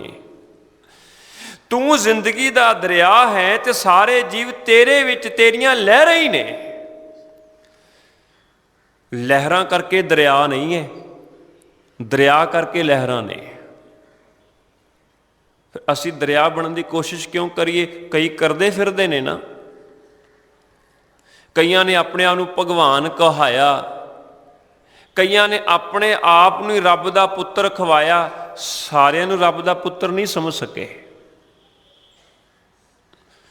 ਹਜ਼ੂਰ ਕਹਿੰਦੇ ਨੇ ਸਭ, ਇੱਕ ਦਾ ਨਹੀਂ, ਸਭ ਤੁਝ ਹੀ ਮਾਹੇ, ਤੁਝ ਬਿਨ ਦੂਜਾ ਕੋਈ ਨਾਹੇ। ਹੇ ਅਕਾਲ ਪੁਰਖ ਵਾਹਿਗੁਰੂ ਜੀ, ਤੇਰੇ ਤੋਂ ਬਿਨਾ, ਤੇਰੇ ਵਰਗਾ ਹੋਰ ਕੋਈ ਨਹੀਂ ਹੈ। ਜੇ ਸਾਨੂੰ ਨਿਸ਼ਚਾ ਹੋ ਜਾਏ, ਫਿਰ ਅਸੀਂ ਅੰਦਰੋਂ ਪੜਾਂਗੇ ਕਿ ਸਗਲ ਦਵਾਰ ਕੋ ਛੱਡ ਕੇ ਗਏ ਹੋ ਤੁਹਾਰੋ ਦੁਆਰ, ਕਿਉਂਕਿ ਤੇਰੇ ਵਰਗਾ ਕੋਈ ਹੋਰ ਹੈ ਹੀ ਨਹੀਂ। ਫਿਰ ਅਸੀਂ ਕਹਾਂਗੇ ਪਾਏ ਗਏ ਜਬ ਤੇ ਤੁਮਰੇ, ਤਬ ਤੇ ਕੋਈ ਆਂਖ ਤੇਰੇ ਨਹੀਂ ਆਨੇ। ਕੋਈ ਵੀ ਅੱਖ ਦੇ ਹੇਠਾਂ ਲੈ ਕੇ ਨਹੀਂ ਆਇਆ। ਮੈਂ ਕਿਸੇ ਨੂੰ ਵੀ ਆਪਣੇ ਅੱਖ ਦੇ ਹੇਠਾਂ ਲਿਆਉਂਦਾ ਨਹੀਂ, ਕਿਉਂਕਿ ਤੇਰੇ ਵਰਗਾ ਕੋਈ ਹੋਰ ਹੈ ਹੀ ਨਹੀਂ। ਪਰ ਮਹਿਸੂਸ ਕਰਨ ਤੋਂ ਬਿਨਾਂ ਇਹ ਬਾਤ ਨਹੀਂ ਜੇ ਬਣ ਸਕਦੀ। ਇਹ ਗੱਲ ਬਾਰ-ਬਾਰ ਇੱਥੋਂ ਦੁਹਰਾਈ ਜਾ ਰਹੀ ਹੈ। ਰੱਬ ਵਰਗਾ ਦੂਜਾ ਕੋਈ ਨਹੀਂ, ਭਾਵੇਂ ਕਿੰਨਾ ਵੱਡਾ ਫਕੀਰ, ਗੁਰੂ, ਦੇਵਤਾ, ਭਗਤ, ਸੰਤ, ਸੋ ਕਾਲਡ ਬ੍ਰਹਮ ਗਿਆਨੀ ਹੋਵੇ, ਰੱਬ ਵਰਗਾ ਨਹੀਂ ਹੈ, ਕਿਉਂਕਿ ਰੱਬ ਵਰਗਾ ਦੂਜਾ ਕੋਈ ਵੀ ਨਹੀਂ। ਇਹਨੂੰ ਸਮਝਣ ਦੇ ਲਈ ਅਸੀਂ ਆਪਣਾ ਥੋੜ੍ਹਾ ਜਿਹਾ ਦਿਮਾਗ ਵਰਤੀਏ। ਰੱਬ ਦੇ ਗੁਣ ਮੂਲ ਮੰਤਰ ਵਿੱਚ ਨੇ। ਕੋਈ ਇੱਕ ਗੁਣ, ਕੋਈ ਵੀ ਇੱਕ ਗੁਣ ਕਿਸੇ ਵੀ ਸ਼ਖਸੀਅਤ ਦੇ ਉੱਤੇ ਟੁਕਾ ਕੇ ਦੇਖੋ, ਨਹੀਂ ਟੁਕਣਗੇ। ਉਹ ਕੇਵਲ ਰੱਬ ਦੇ ਰਾਖਵੇਂ ਗੁਣ ਨੇ। ਵੱਡੇ ਤੋਂ ਵੱਡਾ ਪੀਰ, ਫਕੀਰ, ਸੰਤ, ਮਹਾਂਪੁਰਸ਼, ਦੇਵਤਾ ਖੜਾ ਕਰ ਲਓ, ਸਭ ਤੋਂ ਪਹਿਲਾਂ ਇੱਕ ਓੰਕਾਰ, ਉਹ ਇੱਕ ਹੈ, ਸਰਬ ਵਿਆਪਕ ਹੈ। ਜਿਹੜਾ ਸਰੀਰ ਕਰਕੇ ਹੈ ਉਹ ਸਰਬ ਵਿਆਪਕ ਕਿਵੇਂ ਹੋ ਸਕਦਾ ਹੈ? ਨਹੀਂ ਹੈ, ਸਰਬ ਵਿਆਪਕ ਹੋ ਹੀ ਨਹੀਂ ਸਕਦਾ। ਇਸੇ ਕਰਕੇ ਉਹਨਾਂ ਦੇਵਤਾਵਾਂ ਦੇ ਦਿਸ਼ਾਵਾਂ ਨਿਰਧਾਰਿਤ ਹੋ ਸਕਦੀਆਂ, ਕੋਈ ਦੱਖਣ ਦੇ ਵਿੱਚ ਹੈ ਤੇ ਕੋਈ ਪੱਛਮ ਦੇ ਵਿੱਚ ਹੈ। ਰੱਬ ਦੀ ਕੋਈ ਦਿਸ਼ਾ ਨਿਰਧਾਰਿਤ ਨਹੀਂ ਕਰ ਸਕਦੇ, ਉਹ ਤੇ ਸਭ ਥਾਂ ਹੀ ਹੈ। ਸਤਨਾਮ ਹਮੇਸ਼ਾ ਕਾਇਮ ਰਹਿਣ ਵਾਲਾ, ਕਈ ਆਏ ਤੇ ਕਈ ਚਲੇ ਗਏ। ਇਹ ਹਮੇਸ਼ਾ ਕਾਇਮ ਰਹਿਣ ਵਾਲਾ ਜਿਹੜਾ ਗੁਣ ਹੈ ਨਾ, ਕੇਵਲ ਰੱਬ ਤੇ ਟੁਕਦਾ ਹੈ। ਜਿਹੜਾ ਜੰਮਿਆ ਵੀ ਇੱਥੇ ਆ ਕੇ ਤੇ ਮਰਿਆ ਵੀ ਇੱਥੇ ਆ ਕੇ, ਉਹ ਰੱਬ ਕਿਵੇਂ ਹੋ ਸਕਦਾ ਹੈ? ਕਰਤਾ ਕੇਵਲ ਰੱਬ ਦਾ ਗੁਣ ਹੈ। ਜਿਹਦੀ ਮਾਂ ਵੀ ਹੈ, ਜਿਹਦਾ ਪਿਓ ਵੀ ਹੈ, ਉਹ ਕਿਹਨੇ ਬਣਾਏ? ਇਹ ਤੇ ਬਾਅਦ ਵਿੱਚੋਂ ਆਇਆ। ਜੇ ਆਪਣੇ ਆਪ ਨੂੰ ਕਰਤਾ ਕਹਿੰਦਾ ਹੈ, ਇਹ ਤੇ ਜਨਮ ਤੋਂ ਪਹਿਲਾਂ ਤੇ ਫਿਰ ਉਹਦੀ ਮਾਂ ਵੀ ਸੀ, ਫਿਰ ਨਾਨੀ ਵੀ ਸੀ, ਫਿਰ ਪੜਨਾਨੀ ਵੀ ਸੀ, ਪਿਓ ਵੀ ਸੀ, ਦਾਦਾ ਵੀ ਸੀ, ਪੜਦਾਦਾ ਵੀ ਸੀ, ਹੋਰ ਭੂਏ ਚਾਚੇ ਸਾਰੇ ਸਨ। ਫਿਰ ਇਹ ਤਾਂ ਕਰਤਾ ਨਾ ਹੋਇਆ। ਕੇਵਲ ਰੱਬ ਉੱਤੇ ਟੁਕਦਾ ਹੈ। ਨਿਰਭਉ, ਡਰ ਤੋਂ ਰਹਿਤ, ਕੇਵਲ ਰੱਬ ਤੇ ਟੁਕਦਾ ਹੈ। ਕਿਉਂਕਿ ਜਿਹਨੂੰ ਮਰਜ਼ੀ ਲੈ ਕੇ ਦੇਖ ਲਓ, ਤੁਸੀਂ ਡਰ ਵੇਖੋਗੇ ਤਾਂ ਹੀ ਤੇ ਉਹਨਾਂ ਦੇ ਜਨਮ, ਉਹਨਾਂ ਦੇ ਕਿਸੇ ਅਸਥਾਨਾਂ ਦੇ ਨਾਲ ਐਸੇ ਨਾਮ ਵੀ ਜੁੜ ਗਏ। ਰਣ ਛੋੜ ਇੱਕ ਨਾਂ ਦੇਖੋ, ਆਪ ਜੀ ਨੇ ਸੁਣਿਆ ਹੋਏਗਾ। ਮੈਂ ਕਿਸ ਤੇ ਕਟਾਕਸ਼ ਨਹੀਂ ਕਰ ਰਿਹਾ, ਅਸਲੀਅਤ ਸਾਹਮਣੇ ਵਿਚਾਰ ਰਹੇ ਹਾਂ। ਰਣ ਛੋੜ ਦਾ ਮਤਲਬ ਕੀ? ਉੱਥੇ ਰਣ ਛੋੜਨਾ ਪਿਆ, ਭੱਜਣਾ ਪਿਆ ਉੱਥੋਂ ਦੀ, ਕਿਉਂਕਿ ਪੇਸ਼ ਨਹੀਂ ਗਈ। ਨਿਰਭਉ ਕੇਵਲ ਅਕਾਲ ਪੁਰਖ ਵਾਹਿਗੁਰੂ। ਨਿਰਵੈਰ, ਜਿਹੜਾ ਲੜਾਈਆਂ ਹੀ ਕਰਦਾ ਰਿਹਾ, ਵਿਉਂਤਾਂ ਹੀ ਘੜਦਾ ਰਿਹਾ, ਉਹਨਾਂ ਨੂੰ ਦੂਜੇ ਨੂੰ ਧੋਖਾ ਦੇ ਦੇ ਕੇ ਮਰਵਾਉਂਦਾ ਹੀ ਰਿਹਾ। ਦੈਂਤਾਂ ਤੇ ਦੇਵਤਿਆਂ ਦਾ ਆਪਸ ਕੀ ਸੀ ਭਲਾ? ਵੈਰ ਭਾਵਨਾ ਨਹੀਂ ਸੀ। ਜੇ ਇੱਕ ਬੰਦਾ ਕਹਿੰਦੇ ਭਗਤੀ ਕਰਦਾ ਹੈ, ਉਧਰ ਕੜਵੱਲ ਪੈਣੇ ਸ਼ੁਰੂ ਹੋ ਜਾਂਦੇ ਨੇ ਵੀ ਇਹਦੀ ਭਗਤੀ ਤੋੜੋ, ਕਿਉਂਕਿ ਵੈਰ ਭਾਵਨਾ ਹੈ। ਸੋ ਗੱਲ ਨੇੜੇ ਕਰਾਂ, ਰੱਬ ਵਰਗਾ ਦੂਜਾ ਹੋਰ ਕੋਈ ਨਹੀਂ। ਨਾ ਰੱਬ ਵਰਗਾ ਕੋਈ ਦਿਆਲੂ, ਕਿਰਪਾਲੂ, ਕਰਤਾ, ਬਖਸ਼ਣਹਾਰ, ਦੀਨਾਂ ਦਾ ਸਹਾਈ ਕੋਈ ਦੂਜਾ ਨਹੀਂ ਹੋ ਸਕਦਾ। ਇਹਦਾ ਬਹੁਤ ਵਿਸਥਾਰ ਕੀਤਾ ਜਾ ਸਕਦਾ ਹੈ। ਆਓ ਅਸੀਂ ਸਮੇਂ ਦਾ ਵੀ ਧਿਆਨ ਰੱਖੀਏ। ਤੂੰ ਦਰਿਆਓ ਸਭ ਤੁਝ ਹੀ ਮਾਹੇ, ਤੁਝ ਬਿਨ ਦੂਜਾ ਕੋਈ ਨਾਹੇ। ਜੀ ਜੰਤ ਸਭ ਤੇਰਾ ਖੇਲ। ਆ ਜੋ ਜੀ ਜੰਤ ਜਿਤਨੇ ਵੀ ਨੇ ਨਾ, ਇਹ ਸਾਰੇ ਜੀਆ ਜੰਤ ਤੇਰਾ ਇੱਕ ਖੇਡ ਹੈ। ਇੱਕ ਸਵਾਲ ਕਰੋ, ਖੇਡ ਦੇ ਵਿੱਚ ਕਦੇ ਗੁੱਸਾ ਹੁੰਦਾ? ਜਿਸ ਵਿੱਚ ਗੁੱਸਾ ਆਵੇ ਉਹ ਖੇਡ ਨਹੀਂ ਹੋ ਸਕਦੀ। ਮੁਕਾਬਲਾ ਹੋ ਸਕਦਾ, ਖੇਡ ਨਹੀਂ ਹੋ ਸਕਦੀ। ਖੇਡ ਤਾਂ ਹੈ ਹੀ ਇਸੇ ਵਾਸਤੇ ਕਿ ਖੁਸ਼ੀ ਪ੍ਰਗਟ ਕੀਤੀ ਜਾ ਸਕੇ, ਖੁਸ਼ ਹੋਇਆ ਜਾ ਸਕੇ, ਮਨੋਰੰਜਨ ਕੀਤਾ ਜਾ ਸਕੇ। ਸੰਸਾਰ ਇੱਕ ਖੇਡ ਹੈ, ਫਿਰ ਇਹ 'ਚ ਦੁੱਖ ਕਿਵੇਂ ਆ ਗਿਆ? ਸੋਚ ਕੇ ਵੇਖੋ। ਰੱਬ ਦੀ ਖੇਡ ਹੈ, ਰੱਬ ਖੇਡ ਰਿਹਾ ਹੈ। ਰੱਬ ਕਦੇ ਦੁਖੀ ਹੁੰਦਾ ਹੋਏਗਾ?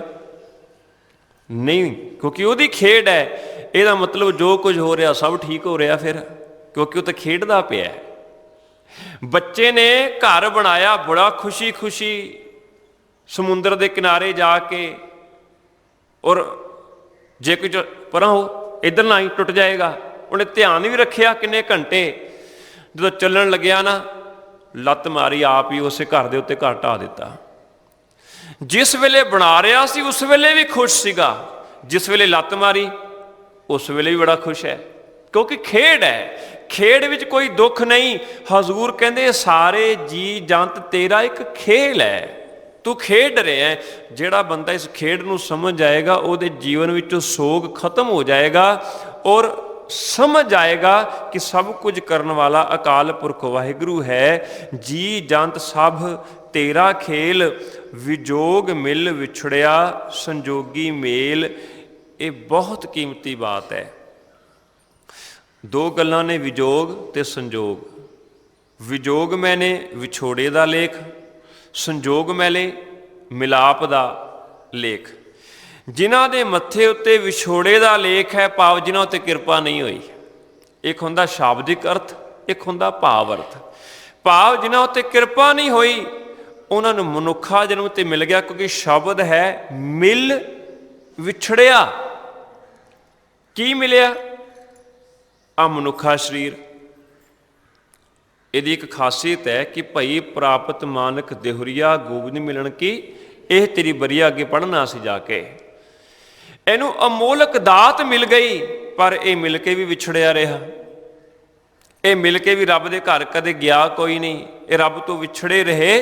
ਕਹਿੰਦੇ ਨੇ ਉਹ ਮਨੁੱਖਾ ਜਨਮ ਪ੍ਰਾਪਤ ਕਰਕੇ ਵੀ ਤੇਤੋਂ ਵਿਛੜੇ ਰਹੇ, ਕਿਉਂਕਿ ਕਿਰਪਾ ਨਹੀਂ ਹੋਈ।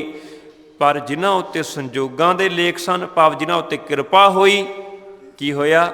ਮੇਲ, ਉਹਨਾਂ ਦਾ ਤੇਰੇ ਨਾਲ ਮਿਲਾਪ ਹੋ ਜਾਂਦਾ ਹੈ ਜੀ। ਇਸ ਮੁਬਾਰਕ ਪੰਕਤੀਆਂ ਦੇ ਵਿੱਚ ਦੋ ਉਦਾਹਰਨਾਂ ਬਾ ਕਮਾਲ ਨੇ, ਬੜੀਆਂ ਪਿਆਰੀਆਂ ਨੇ। ਸਭ ਤੋਂ ਪਹਿਲੀ ਉਦਾਹਰਨ ਹੈ ਦਰਿਆ ਦੀ। ਸਤਿਕਾਰਯੋਗ ਪ੍ਰੋਫੈਸਰ ਸਾਹਿਬ ਨੇ ਇੱਕ ਪੱਖ ਰੱਖਿਆ, ਮੈਂ ਦੂਜਾ ਰੱਖਣ ਲੱਗਾ। ਕਦੇ ਮਛਲੀਆਂ ਇਕੱਠੀਆਂ ਹੋ ਕੇ ਆਪਸ ਵਿੱਚ ਹੀ ਪੁੱਛਣ ਲੱਗੀਆਂ ਵੀ ਤੁਸੀਂ ਸੁਣਿਆ ਹੈ ਦਰਿਆ ਕੋਈ ਹੁੰਦਾ ਹੈ? ਦੂਜੀ ਮਛਲੀ ਕਹਿਣ ਲੱਗੀ ਹਾਂ ਸੁਣਿਆ ਤੇ ਮੈਂ ਵੀ ਹੈ ਵੀ ਦਰਿਆ ਕੋਈ ਹੁੰਦਾ ਹੈ, ਪਰ ਕਦੇ ਵਕਤ ਮਿਲਿਆ ਤੇ ਆਪਾਂ ਦੇਖਾਂਗੀਆਂ। ਉਹਨਾਂ ਨੇ ਵਿਚਾਰ ਬਣਾਈ ਵੀ ਕੋਈ ਗੱਲ ਨਹੀਂ, ਜਿਹੜੀ ਚੀਜ਼ ਅੱਤ ਦੀ ਨੇੜੇ ਹੋਵੇ ਤੇ ਉਹਦਾ ਕਦੇ ਅਹਿਸਾਸ ਵੀ ਨਹੀਂ ਹੁੰਦਾ ਵੀ ਮੇਰੇ ਕੋਲ ਹੈ। ਹੁਣ ਅਸੀਂ ਰੋਜ਼ ਸੁੱਖ ਵਿੱਚ ਜੀਵਨ ਗੁਜ਼ਾਰਨੇ ਆ, ਸਾਨੂੰ ਇਹ ਤੇ ਨਹੀਂ ਪਤਾ ਲੱਗਦਾ, ਪਰ ਜਿਸ ਦਿਨ ਇੱਕ ਰਾਤ ਦੁੱਖਾਂ ਭਰੀ ਆਵੇ ਫਿਰ ਪਤਾ ਲੱਗਦਾ ਪਿਛਲੇ ਸੁੱਖ ਕਿੰਨੇ ਚੰਗੇ ਸਨ। ਜਿੰਨਾ ਚਿਰ ਪਤਾ ਹੀ ਨਾ ਲੱਗੇ ਉਹਨਾਂ ਚਿਰ ਕੋਈ ਚੀਜ਼ ਹੈ ਅਹਿਸਾਸ ਨਹੀਂ। ਹੁਣ ਮਛਲੀ ਤੇ ਜਿਉਂਦੀ ਮਰਦੀ ਪਾਣੀ ਦੇ ਵਿੱਚ ਹੈ, ਉਹ ਵਿੱਚ ਹੈ ਪਾਣੀ ਦੇ, ਉਹਨੂੰ ਕੋਈ ਪਤਾ ਨਹੀਂ। ਦਰਿਆ ਵੀ ਕੋਈ ਚੀਜ਼ ਹੈ। ਉਹਨੇ ਸਵਾਲ ਕੀਤਾ ਦਰਿਆ ਕੋਈ ਸੁਣਿਆ ਹੈ? ਦੂਜੀ ਕਹਿਣ ਲੱਗੀ ਹਾਂ ਸੁਣਿਆ ਤੇ ਮੈਂ ਵੀ ਹੈ। ਬੜੀ ਲੋਕ ਚਰਚਾ ਕਰਦੇ ਨੇ ਦਰਿਆ ਦੀ, ਤੇ ਕਦੇ ਵਕਤ ਮਿਲਿਆ ਆਪਾਂ ਦੇਖਾਂਗੀਆਂ। ਰੱਬ ਦਾ ਸਬੱਬ ਬਣਿਆ, ਕੋਈ ਸ਼ਿਕਾਰੀ ਆਇਆ, ਉਹਨੇ ਕੁੰਡੀ ਲਾਈ, ਮਛਲੀ ਪਕੜੀ ਗਈ, ਜਾਲ ਵਿਛਾਇਆ, ਪਕੜੀ ਗਈ, ਤੇ ਉਹ ਜਦੋਂ ਪਕੜੀ ਗਈ ਪਾਣੀ ਤੋਂ ਬਾਹਰ ਕੱਢੀ ਤੇ ਉਹ ਹੁਣ ਤੜਫਣ ਲੱਗੀ। ਫਿਰ ਪਤਾ ਲੱਗਿਆ ਵੀ ਤੂੰ ਤੜਫਦੀ ਕਾਹਤੋਂ ਹੈ? ਕਹਿਣ ਲੱਗੀ ਮੈਂ ਅਸਲ ਵਿੱਚ ਇਸ ਦਰਿਆ ਤੋਂ ਵਿਛੜ ਚੱਲੀ ਹੈ। ਪਤਾ ਮੈਨੂੰ ਹੁਣ ਲੱਗਿਆ ਵੀ ਆਹ ਦਰਿਆ ਸੀ ਜਿਹਦੇ ਵਿੱਚ ਮੈਂ ਰਹਿੰਦੀ ਸਾਂ। ਇਸੇ ਉਦਾਹਰਨ ਨੂੰ ਫਿਰ ਵਿਚਾਰਿਓ। ਹੁਣ ਬੰਦੇ ਨੂੰ ਸਾਹਿਬ ਨੇ ਹਜ਼ਾਰਾਂ ਵਾਰੀ ਇਹ ਗੱਲ ਸਮਝਾਈ ਹੈ ਵੀ ਇਹ ਸਰੀਰਾ ਮੇਰਿਆ, ਹਰ ਤੁਮੇ ਜੋਤ ਰੱਖੀ ਤਾਂ ਤੂੰ, ਤੇਰੇ ਵਿੱਚ ਜੋਤ ਨਾ ਹੁੰਦੀ ਤੈਨੂੰ ਜਗਤ ਵਿੱਚ ਕਿਸੇ ਨਹੀਂ ਸੀ ਆਉਣ ਦੇਣਾ। ਤੈਨੂੰ ਜੰਮਦਿਆਂ ਸਾਰੀ ਸ਼ਮਸ਼ਾਨ ਭੂਮੀ ਲੈ ਜਾਣਾ ਸੀ। ਤੇਰੇ ਵਿੱਚ ਜੋਤ ਹੈ, ਤੈਨੂੰ ਤਾਈਓ ਸੰਸਾਰ ਵਿੱਚ ਆਉਣ ਦਿੱਤਾ ਹੈ। ਤਾਈਓ ਕੋਈ ਤੈਨੂੰ ਚਾਚਾ ਕਹਿੰਦਾ, ਕੋਈ ਤਾਇਆ ਕਹਿੰਦਾ, ਕੋਈ ਪਿਓ ਕਹਿੰਦਾ, ਕੋਈ ਭਾਈ ਕਹਿੰਦਾ, ਕੋਈ ਭੈਣ ਕਹਿੰਦਾ, ਕੋਈ ਪਤੀ ਕਹਿੰਦਾ, ਕੋਈ ਦੋਸਤ ਕਹਿੰਦਾ। ਸੰਸਾਰ ਤਾਂ ਹੀ ਤੈਨੂੰ ਕਹਿੰਦਾ ਜੇ ਤੇਰੇ ਅੰਦਰ ਰੱਬ ਦੀ ਜੋਤ ਹੈ। ਹੁਣ ਇਕੱਠੇ ਹੋ ਕੇ ਅਸੀਂ ਕੀ ਕਹਿੰਦੇ? ਅਸੀਂ ਮਛਲੀਆਂ ਵਾਂਗੂ ਨਹੀਂ ਪੁੱਛਦੇ ਭਈ ਯਾਰ ਸੁਣਿਆ ਰੱਬ ਵੀ ਕੋਈ ਚੀਜ਼ ਹੈ। ਜਿਵੇਂ ਮਛਲੀਆਂ ਇਕੱਠੀਆਂ ਹੋ ਕੇ ਗੱਲ ਕਰਨੀਆਂ, ਦਰਿਆ ਵਿੱਚ ਰਹਿਣੀਆਂ, ਤੇ ਇਵੇਂ ਆਪਾਂ ਵੀ ਤਾਂ ਬੈਠ ਕੇ ਪੁੱਛਦੇ ਵੀ ਯਾਰ ਰੱਬ ਬਾਰੇ ਬੜੀ ਚਰਚਾ ਸੁਣੀ ਵੀ ਰੱਬ ਕੋਈ ਹੈ। ਉਹ ਮੂਰਖ ਮਨਾ, ਜੋ ਕੁਝ ਤੇਰੇ ਅੰਦਰ ਵਸਦਾ ਹੈ। ਵੇਖ ਹਜ਼ੂਰ ਦੱਸਦੇ ਨੇ ਜਿਨ ਕੰਨ ਕੀਤੇ ਅੱਖੀ ਨਾਕ, ਜਿਨ ਜੇਬਾ ਦਿੱਤੀ ਬੋਲੇ ਤਾਤ, ਜਿਨ ਮਨ ਰਾਖਿਆ ਅਗਨੀ ਪਾਏ, ਵਾਜੈ ਪਵਨ ਆਖੈ ਸਭ ਜਾਏ, ਜੇਤਾ ਮੋਹ ਪ੍ਰੀਤ ਸਵਾਦ, ਸਭਾ ਕਾਲਕ ਦਾਗਾਂ ਦਾਗ। ਜਿਹੜੇ ਰੱਬ ਨੇ ਤੈਨੂੰ ਇੰਨਾ ਕੁਛ ਦਿੱਤਾ ਸੀ, ਤੂੰ ਉਹਦੀ ਬਾਰੇ 'ਚ ਗੱਲਾਂ ਪੁੱਛਣਾ ਭਈ ਮੇਰੇ ਜ਼ਿੰਦਗੀ ਦੇ ਅੰਦਰ ਰੱਬ ਵੀ ਕੋਈ ਚੀਜ਼ ਹੈ।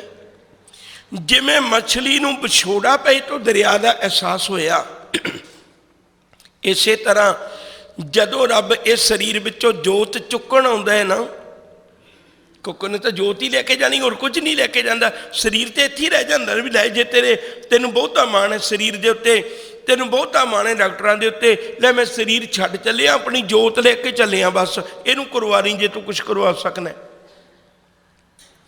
ਫਿਰ ਉਦੋਂ ਜਦੋਂ ਇਹਦੇ ਵਿੱਚ ਜੋਤ ਚੁੱਕਣ ਦਾ ਵਕਤ ਹੁੰਦਾ ਹੈ ਨਾ, ਦੋਈ ਦੀਵੀ ਬਲੰਦਿਆਂ ਮਲਕ ਬੈਠਾ ਆਏ, ਗੜ ਲੀਤਾ ਘੱਟ ਲੁੱਟਿਆ, ਦੀਵੜੇ ਗਿਆ ਬੁਝਾਏ। ਉਹ ਆਪਣੀ ਜੋਤ ਲੈ ਗਿਆ, ਬਾਕੀ ਸਾਰਾ ਕੁਝ ਇੱਥੇ ਛੱਡ ਗਿਆ। ਹੁਣ ਜਦੋਂ ਜੋਤ ਲੈਣ ਲੱਗਾ, ਵਿਛੋੜਾ ਪੈਣ ਲੱਗਾ, ਫਿਰ ਮੈਂ ਭੱਜ ਕੇ ਗਿਆ ਡਾਕਟਰਾਂ ਕੋਲ। ਡਾਕਟਰ ਨੇ ਕਿਹਾ, ਕਹਿਣ ਲੱਗਿਆ ਇਸ ਤੋਂ ਬਾਅਦ ਮੇਰੇ ਕੋਲ ਕੁਝ ਨਹੀਂ, ਤੁਸੀਂ ਇਹਨੂੰ ਘਰ ਲੈ ਜਾਓ, ਕਿਸੇ ਧਾਰਮਿਕ ਸਥਾਨ ਤੇ ਅਰਦਾਸ ਕਰ ਲਓ, ਜਾ ਕੇ ਇਹਦੀ ਘਰ ਲੈ ਜਾ ਕੇ ਸੇਵਾ ਕਰ ਲਓ। ਹੁਣ ਮੈਂ ਹੈਰਾਨ ਹੋਇਆ, ਜਿਹੜੇ ਪੈਸੇ ਤੇ ਮੈਨੂੰ ਮਾਣ ਸੀ ਉਹ ਬੇਕਾਰ ਹੋ ਗਿਆ, ਜਿਹੜੇ ਡਾਕਟਰ ਉੱਤੇ ਮੈਨੂੰ ਮਾਣ ਸੀ ਉਹ ਬੇਕਾਰ ਹੋ ਗਿਆ, ਮੇਰੀਆਂ ਆਪਣੀਆਂ ਸਿਆਣਪਾਂ, ਘਰ ਪਰਿਵਾਰ ਸਾਰਾ ਕੁਝ ਬੇਕਾਰ ਹੋ ਗਿਆ।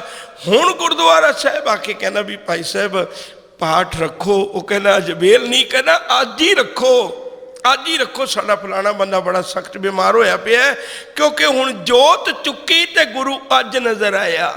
ਜੋਤ ਚੁੱਕਣ ਲੱਗਿਆ, ਰੱਬ ਤੈਨੂੰ ਅੱਜ ਨਜ਼ਰ ਆਇਆ ਵੀ ਜਿਹੜੇ ਦਰਿਆ ਵਿੱਚ ਮੈਂ ਜਿਉਂਦਾ ਸਾਂ, ਅੱਜ ਉਹ ਦਰਿਆ ਤੋਂ ਵਿਛੋੜਾ ਪੈਣ ਲੱਗਾ ਹੈ। ਹੇ ਰੱਬਾ, ਤੂੰ ਦਰਿਆ ਹੈ, ਅਸੀਂ ਤਾਂ ਤੇਰੇ ਵਿੱਚ ਰਹਿਣ ਵਾਲੇ ਨਿਕਲੇ ਜੇ ਜੀਵ ਹੈ। ਸਾਨੂੰ ਨਹੀਂ ਪਤਾ ਇਸ ਗੱਲ ਦਾ। ਤੇਰੇ ਕੋਲੋਂ ਜਦੋਂ ਵਿਛੋੜਾ ਪੈਂਦਾ ਅਸੀਂ ਉਦੋਂ ਹੀ ਤੜਫਦੇ ਹਾਂ, ਜਦੋਂ ਤੂੰ ਬਖਸ਼ਾਂ ਕਰਦਾ ਰਹਿਣਾ ਸਾਨੂੰ ਨਹੀਂ ਪਤਾ ਲੱਗਦਾ। ਅਸੀਂ ਤੇ ਵਿਉਂਤਾਂ ਹੀ ਬਣਾਉਂਦੇ ਰਹਿੰਦੇ, ਰੱਬ ਕਦੇ ਵੇਖਣਾ, ਰੱਬ ਕਦੇ ਵਿਚਾਰਨਾ।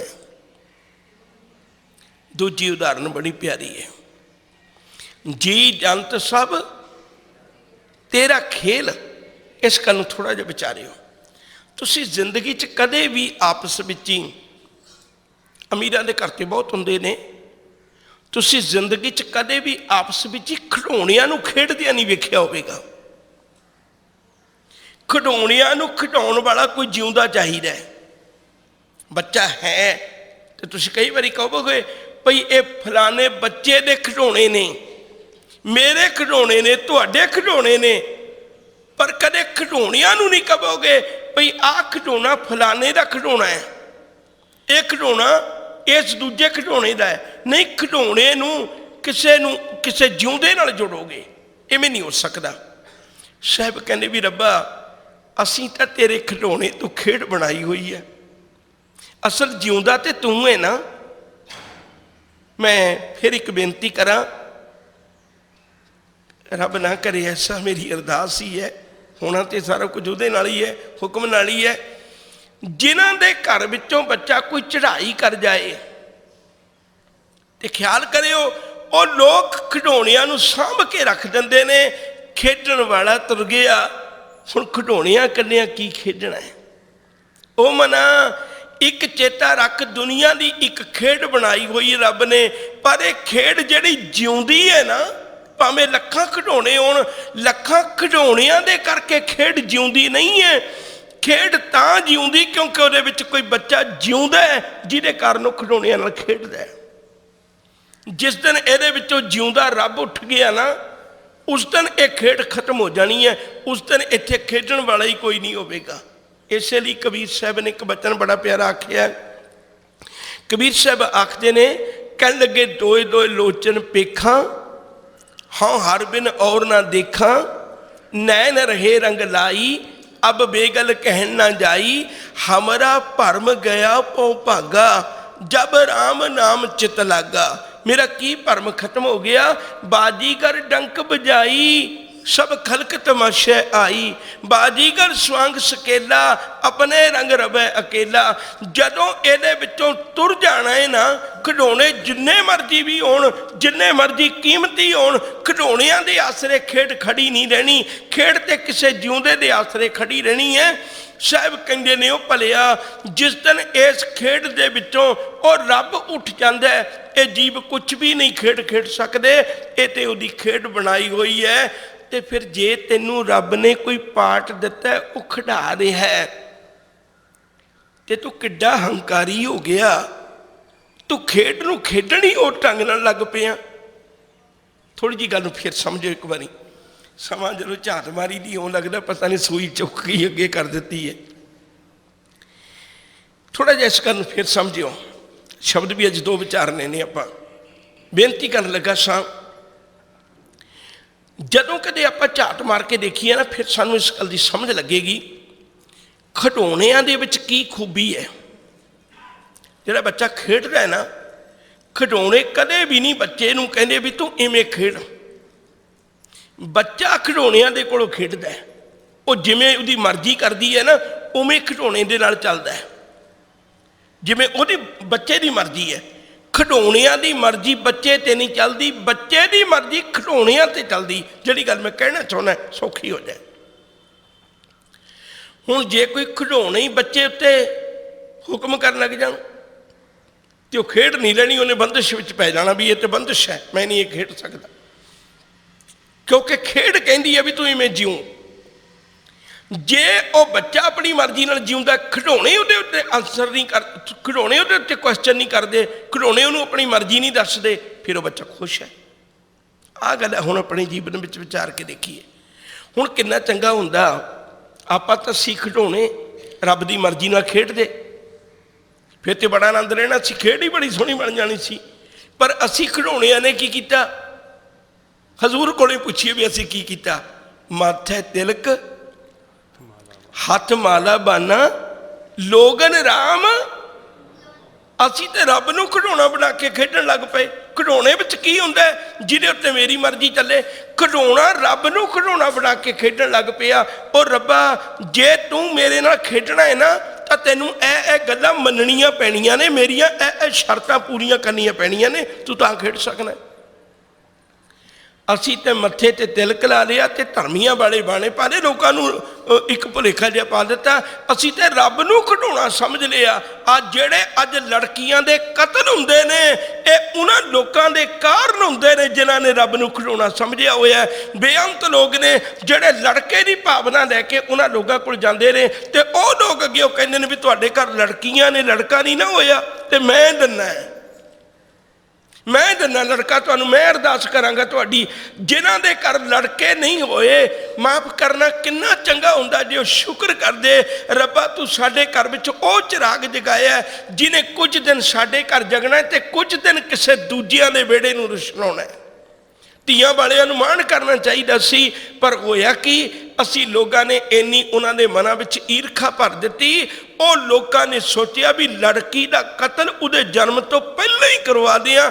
ਧਰਮੀ ਲੋਕਾਂ ਨੇ ਵੀ ਲੜਕੀਆਂ ਦੇ ਕਤਲ ਵਿੱਚ ਹਿੱਸਾ ਪਾਇਆ ਹੋਇਆ। ਅਸੀਂ ਰੱਬ ਨੂੰ ਖਿਡੌਣਾ ਸਮਝੀ ਬੈਠੇ ਹਾਂ। ਨਹੀਂ, ਰਹਿਰਾਸ ਸਾਹਿਬ ਦੀ ਬਾਣੀ ਪੜ੍ਹਨ ਵਾਲਿਓ, ਯਾਦ ਰੱਖੀਏ, ਤੂੰ ਦਰਿਆ ਹੈ, ਮੈਂ ਤੇ ਤੇਰੇ ਵਿੱਚ ਹੈ। ਇਹ ਮੇਰੀ ਬਦਕਿਸਮਤੀ ਹੈ, ਮੈਂ ਮਛਲੀ ਹੋ ਕੇ ਵੀ ਤੇਰੇ ਨਾਲ ਸੰਬੰਧ ਨਹੀਂ ਜੋੜਿਆ, ਰਹਿੰਦੀ ਤੇਰੇ ਵਿੱਚ ਹੀ ਹੈ। ਅਸੀਂ ਤੇਰੇ ਵਿੱਚ ਹੀ ਰਹਿੰਦੇ ਹਾਂ। ਦੂਜੀ ਗੱਲ, ਹੇ ਰੱਬਾ, ਅਸਲ ਵਿੱਚ ਮਾਲਕ ਤੂੰ ਹੈ, ਅਸੀਂ ਤੇਰੇ ਖਿਡੌਣੇ ਹੈ। ਅਸੀਂ ਤੇਰੇ ਖਿਡੌਣੇ, ਜਿਉਂ ਜਿਉਂ ਤੂੰ ਖਿਡੌਣਾ ਹੈ ਤਿਉਂ ਤਿਉਂ ਅਸੀਂ ਖੇਡਦੇ ਹਾਂ। ਇੱਕ ਕਿਰਪਾ ਕਰ, ਮੈਨੂੰ ਤੇਰੀ ਮਰਜ਼ੀ ਅਨੁਸਾਰ ਖੇਡਣਾ ਆ ਜਾਏ। ਜਿਹੜਾ ਖਿਡੌਣਾ ਬੱਚੇ ਨੂੰ ਬਹੁਤ ਪਸੰਦ ਆ ਜਾਏ, ਉੱਤੇ ਹਰ ਵਕਤ ਨਾਲ ਰੱਖ ਲੈ। ਕਿਤੇ ਰੱਬਾ ਅਸੀਂ ਖਿਡੌਣੇ ਤੈਨੂੰ ਪਸੰਦ ਆ ਜਾਈਏ। ਹੈ ਤੇ ਤੂੰ ਖੇਡ ਹੀ ਰਿਹਾ, ਬਚਣਾ ਵੀ ਆਖਰ ਵਿੱਚ ਮਾਲਕ ਨਹੀਂ ਹੈ। ਆਵਨ ਜਾਨ ਇੱਕ ਖੇਲ ਬਣਾਇਆ, ਆਗਿਆਕਾਰੀ ਕੀਨੀ ਮਾਇਆ, ਸਭ ਕੈ ਮੱਧ ਅਲਿਪਤੋ ਰਹਿ। ਹੈ ਤੂੰ ਸਾਰਿਆਂ ਵਿੱਚ ਹੀ, ਪਰ ਤੂੰ ਸਾਡੇ ਅਧੀਨ ਨਹੀਂ ਹੈ। ਕੋਈ ਬੱਚਾ ਖਿਡੌਣਿਆਂ ਦੇ ਅਧੀਨ ਥੋੜ੍ਹਾ ਹੁੰਦਾ, ਉਹ ਤੇ ਆਪਣੀ ਆਜ਼ਾਦ ਜ਼ਿੰਦਗੀ ਗੁਜ਼ਾਰਦਾ। ਹੇ ਰੱਬਾ, ਕਈ ਵਾਰ ਪਸਰਿਓ ਪਾਸਾਰ, ਸਦਾ ਸਦਾ ਇੱਕ ਏਕੰਕਾਰ। ਇੱਕ ਮੈਂ ਫਿਰ ਬੇਨਤੀ ਕਰਦਿਆਂ, ਖਿਡੌਣੇ ਟੁੱਟ ਵੀ ਜਾਂਦੇ ਨੇ, ਖਿਡੌਣੇ ਮੁੱਲ ਵੀ ਵਿਕ ਜਾਂਦੇ ਨੇ, ਫਿਰ ਦੁਬਾਰੇ ਲਏ ਜਾ ਸਕਦੇ ਨੇ, ਪਰ ਕਦੇ ਔਲਾਦ ਦੀਆਂ ਦੁਕਾਨਾਂ ਨਹੀਂ ਲੱਗੀਆਂ ਹੋਈਆਂ ਵੀ ਜਿਨ੍ਹਾਂ ਦੀ ਔਲਾਦ ਚਲੇਗੀ, ਖਿਡੌਣੇ ਬਚ ਗਏ, ਉਹ ਜਾ ਕੇ ਔਲਾਦ ਮੁੱਲ ਲੈ ਆਵੋ। ਔਲਾਦ ਮੁੱਲ ਨਹੀਂ ਵਿਕਣੀ, ਖਿਡੌਣੇ ਹੀ ਮੁੱਲ ਵਿਕਦੇ ਨੇ। ਮਨਾ ਤੇਰੇ ਵਰਗੇ ਕਰੋੜਾਂ ਖਿਡੌਣੇ ਰੱਬ ਮੁੱਲ ਵੇਚ ਦਿੰਦਾ, ਤੇ ਰੱਬ ਮੁੱਲ ਨਹੀਂ ਜੇ ਵਿਕਦਾ। ਮਤ ਸੋਚੀ ਤੂੰ ਕਦੇ ਰੱਬ ਨੂੰ ਖਰੀਦ ਲਏਗਾ। ਰੱਬ ਨੂੰ ਨਾਲ ਖੇਡ ਲੈ, ਆਨੰਦ ਮਾਣ ਲੈ। ਕਰਤਾ ਉਹੀਓ ਹੈ, ਉਹ ਖੇਡ ਉਹਦੇ ਕਰਕੇ ਬਣੀ ਹੋਈ ਹੈ। ਅਸੀਂ ਤਾਂ ਉਹਦੇ ਖਿਡੌਣੇ ਹੈ, ਉਹ ਜਦੋਂ ਉਹਦਾ ਜੀ ਕਰੇ ਖੇਡ ਸਮਾਪਤ ਕਰ ਸਕਦਾ ਹੈ ਜੀ। ਜਿਸ ਨੂੰ ਤੂੰ ਜਾਣਾਏ ਸੋਈ ਜਨ ਜਾਣੈ, ਹਰ ਗੁਣ ਸਦ ਹੀ ਆਖ ਵਖਾਣ। ਜਿਨ ਹਰ ਸੇਵਿਆ ਤਿਨ ਸੁਖ ਪਾਇਆ, ਸਹਿਜੇ ਹੀ ਹਰ ਨਾਮ ਸਮਾਇਆ। ਤੂੰ ਆਪੇ ਕਰਤਾ ਤੇਰਾ ਕੀਆ ਸਭ ਹੋਏ, ਤੁਧ ਬਿਨ ਦੂਜਾ ਅਵਰ ਨ ਕੋਇ। ਤੂੰ ਕਰ ਕਰ ਵੇਖੈ ਜਾਣੈ ਸੋਏ, ਜਨ ਨਾਨਕ ਗੁਰਮੁਖ ਪ੍ਰਗਟ ਹੋਏ। ਜਿਸਨੋਂ ਤੂੰ ਜਾਣਾਏ, ਇੱਕ ਤੇ ਦਾ ਉਚਾਰਨ ਧਿਆਨ ਨਾਲ ਕਰਨਾ ਹੈ। ਹਜ਼ੂਰ ਕਹਿੰਦੇ ਨੇ, ਜਿਸ ਮਨੁੱਖ ਨੂੰ ਤੂੰ ਆਪ ਜਣਾਉਂਦਾ ਹੈ, ਭਾਵ ਆਪ ਸੂਝ ਬਖਸ਼ਦਾ ਹੈ, ਉਹ ਮਨੁੱਖ ਜੀਵਨ ਦਾ ਸਹੀ ਰਸਤਾ ਸਮਝਦਾ ਹੈ। ਮਨੁੱਖ ਕਦੇ ਆਪਣੇ ਕਰਮਾਂ ਦੇ ਉੱਤੇ, ਆਪਣੀ ਮਿਹਨਤ ਉੱਤੇ ਹੀ ਵਿਸ਼ਵਾਸ ਨਾ ਰੱਖੇ,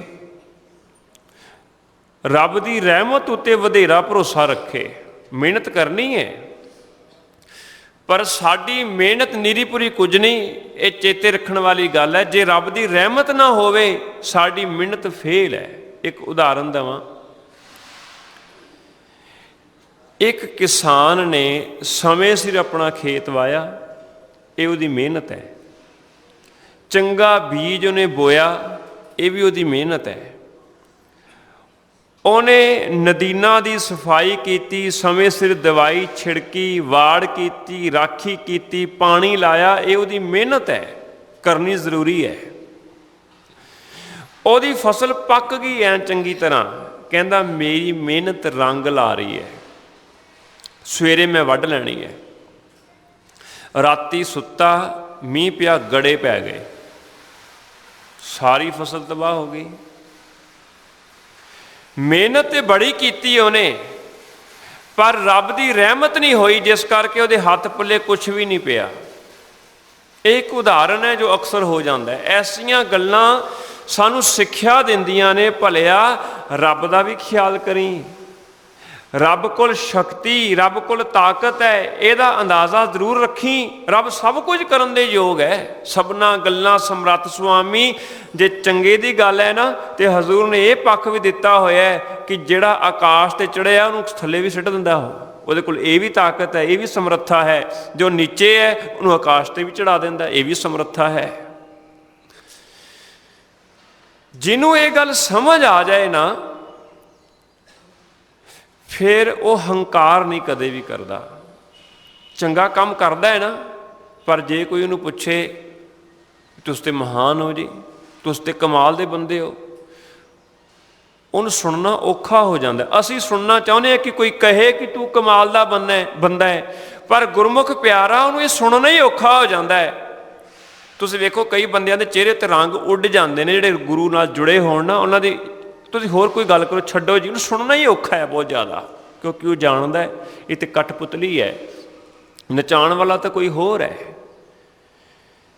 ਗੁਰੂ ਪਿਆਰ ਵਾਲਿਓ, ਅਸੀਂ ਲੋਕ ਇਹ ਚਾਹੁੰਦੇ ਹਾਂ ਕੋਈ ਸਾਡੀ ਵਾਹ ਵਾਹ ਕਰੇ, ਪਰ ਜਿਹੜਾ ਗੁਰਮੁਖ ਪਿਆਰ ਹੈ ਨਾ, ਉਹ ਹਮੇਸ਼ਾ ਇਹ ਕਹਿੰਦਾ, ਕਹੋ ਨਾਨਕ ਸਭ ਤੇਰੀ ਵਡਿਆਈ, ਕੋਈ ਨਾਮ ਨਾ ਜਾਣੇ ਮੇਰਾ। ਕਿਉਂਕਿ ਉਹਨੂੰ ਇਸ ਅਸਲੀਅਤ ਦਾ ਪਤਾ ਹੈ ਕਿ ਜਿਸਨੂੰ ਤੂੰ ਜਾਣਾ ਸੋਈ ਜਨ ਜਾਣੇ, ਹਰ ਗੁਣ ਸਾਧੀ ਆਖ ਵਖਾਣੇ।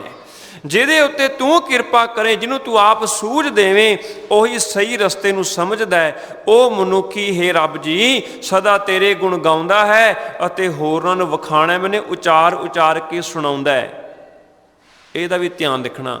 ਸਾਡੇ ਵਰਗੇ ਸੋਚਣ ਲੱਗ ਪੈਂਦੇ ਤਾਂ ਸਾਡੀ ਗੱਲ ਚੱਲੀ ਹੈ, ਉਹ ਦੂਜਿਆਂ ਨੂੰ ਉਚਾਰ ਉਚਾਰ ਕੇ ਸੁਣਾਉਂਦਾ ਹੈ। ਅਸੀਂ ਦੂਜਿਆਂ ਨੂੰ ਉਚਾਰ ਉਚਾਰ ਕੇ ਸੁਣਾ ਨਹੀਂ ਰਹੇ, ਅਸੀਂ ਤੇ ਆਪਣੀ ਜੇਬ ਭਰਨ ਵਾਸਤੇ ਬੋਲ ਰਹੇ ਹਾਂ। ਦੂਜੇ ਦੇ ਅੰਦਰ ਧਰਮ ਭਰਨ ਲਈ ਅਸੀਂ ਕੀਰਤਨ ਨਹੀਂ ਕਰ ਰਹੇ, ਦੂਜੇ ਦੇ ਅੰਦਰ ਧਰਮ ਭਰਨ ਲਈ ਅਸੀਂ ਕਥਾ ਨਹੀਂ ਕਰ ਰਹੇ, ਦੂਜੇ ਦੇ ਅੰਦਰ ਧਰਮ ਭਰਨ ਵਾਸਤੇ ਅਸੀਂ ਪਾਠ ਨਹੀਂ ਕਰਦੇ, ਅਸੀਂ ਆਪਣਾ ਪੇਟ ਭਰਨ ਵਾਸਤੇ ਸਭ ਕੁਝ ਕਰਦੇ ਹਾਂ। ਇਹ ਸੱਚਾਈ ਹੈ, ਕੌੜੀ ਸੱਚਾਈ ਭਾਵੇਂ ਸਮਝ ਲਈ, ਸੱਚਾਈ ਹੈ ਇਹ।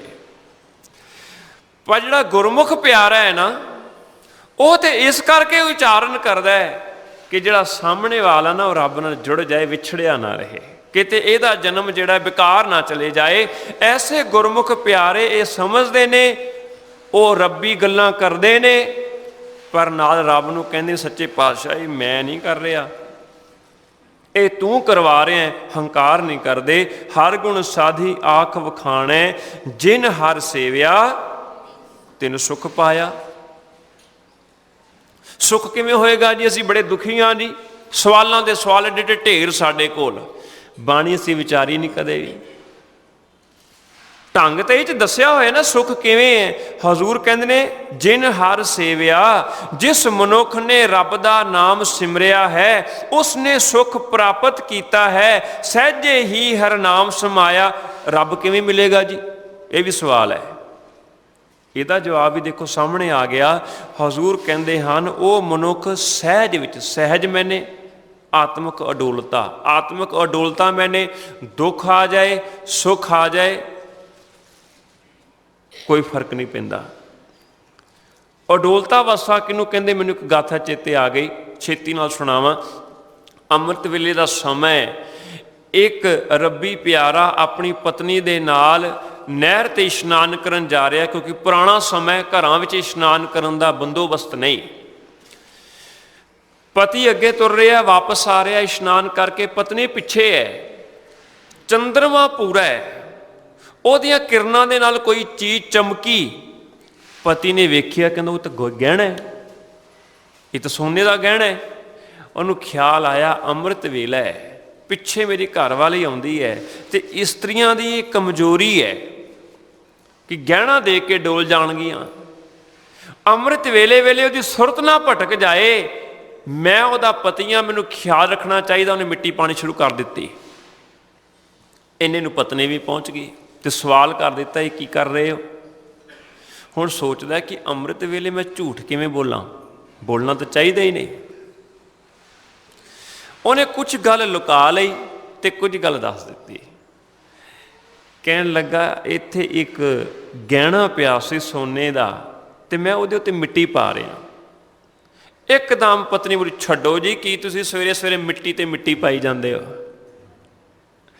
वो हक्का बक्का रह गया, हाथ जोड़ ले उन्हें, मैं तो तेनों कुछ होर समझदा सी, तू तो मेरे तो किते अगे पहुंची हुई है। मैं तो हजे भी ये सोने नूं सोना समझ रहा, पर तेरी सुरत सहज विच है, अडोलता विच है, तेनों पता लग गया ये मिट्टी है। समझ गई, कंचन माटी मानै।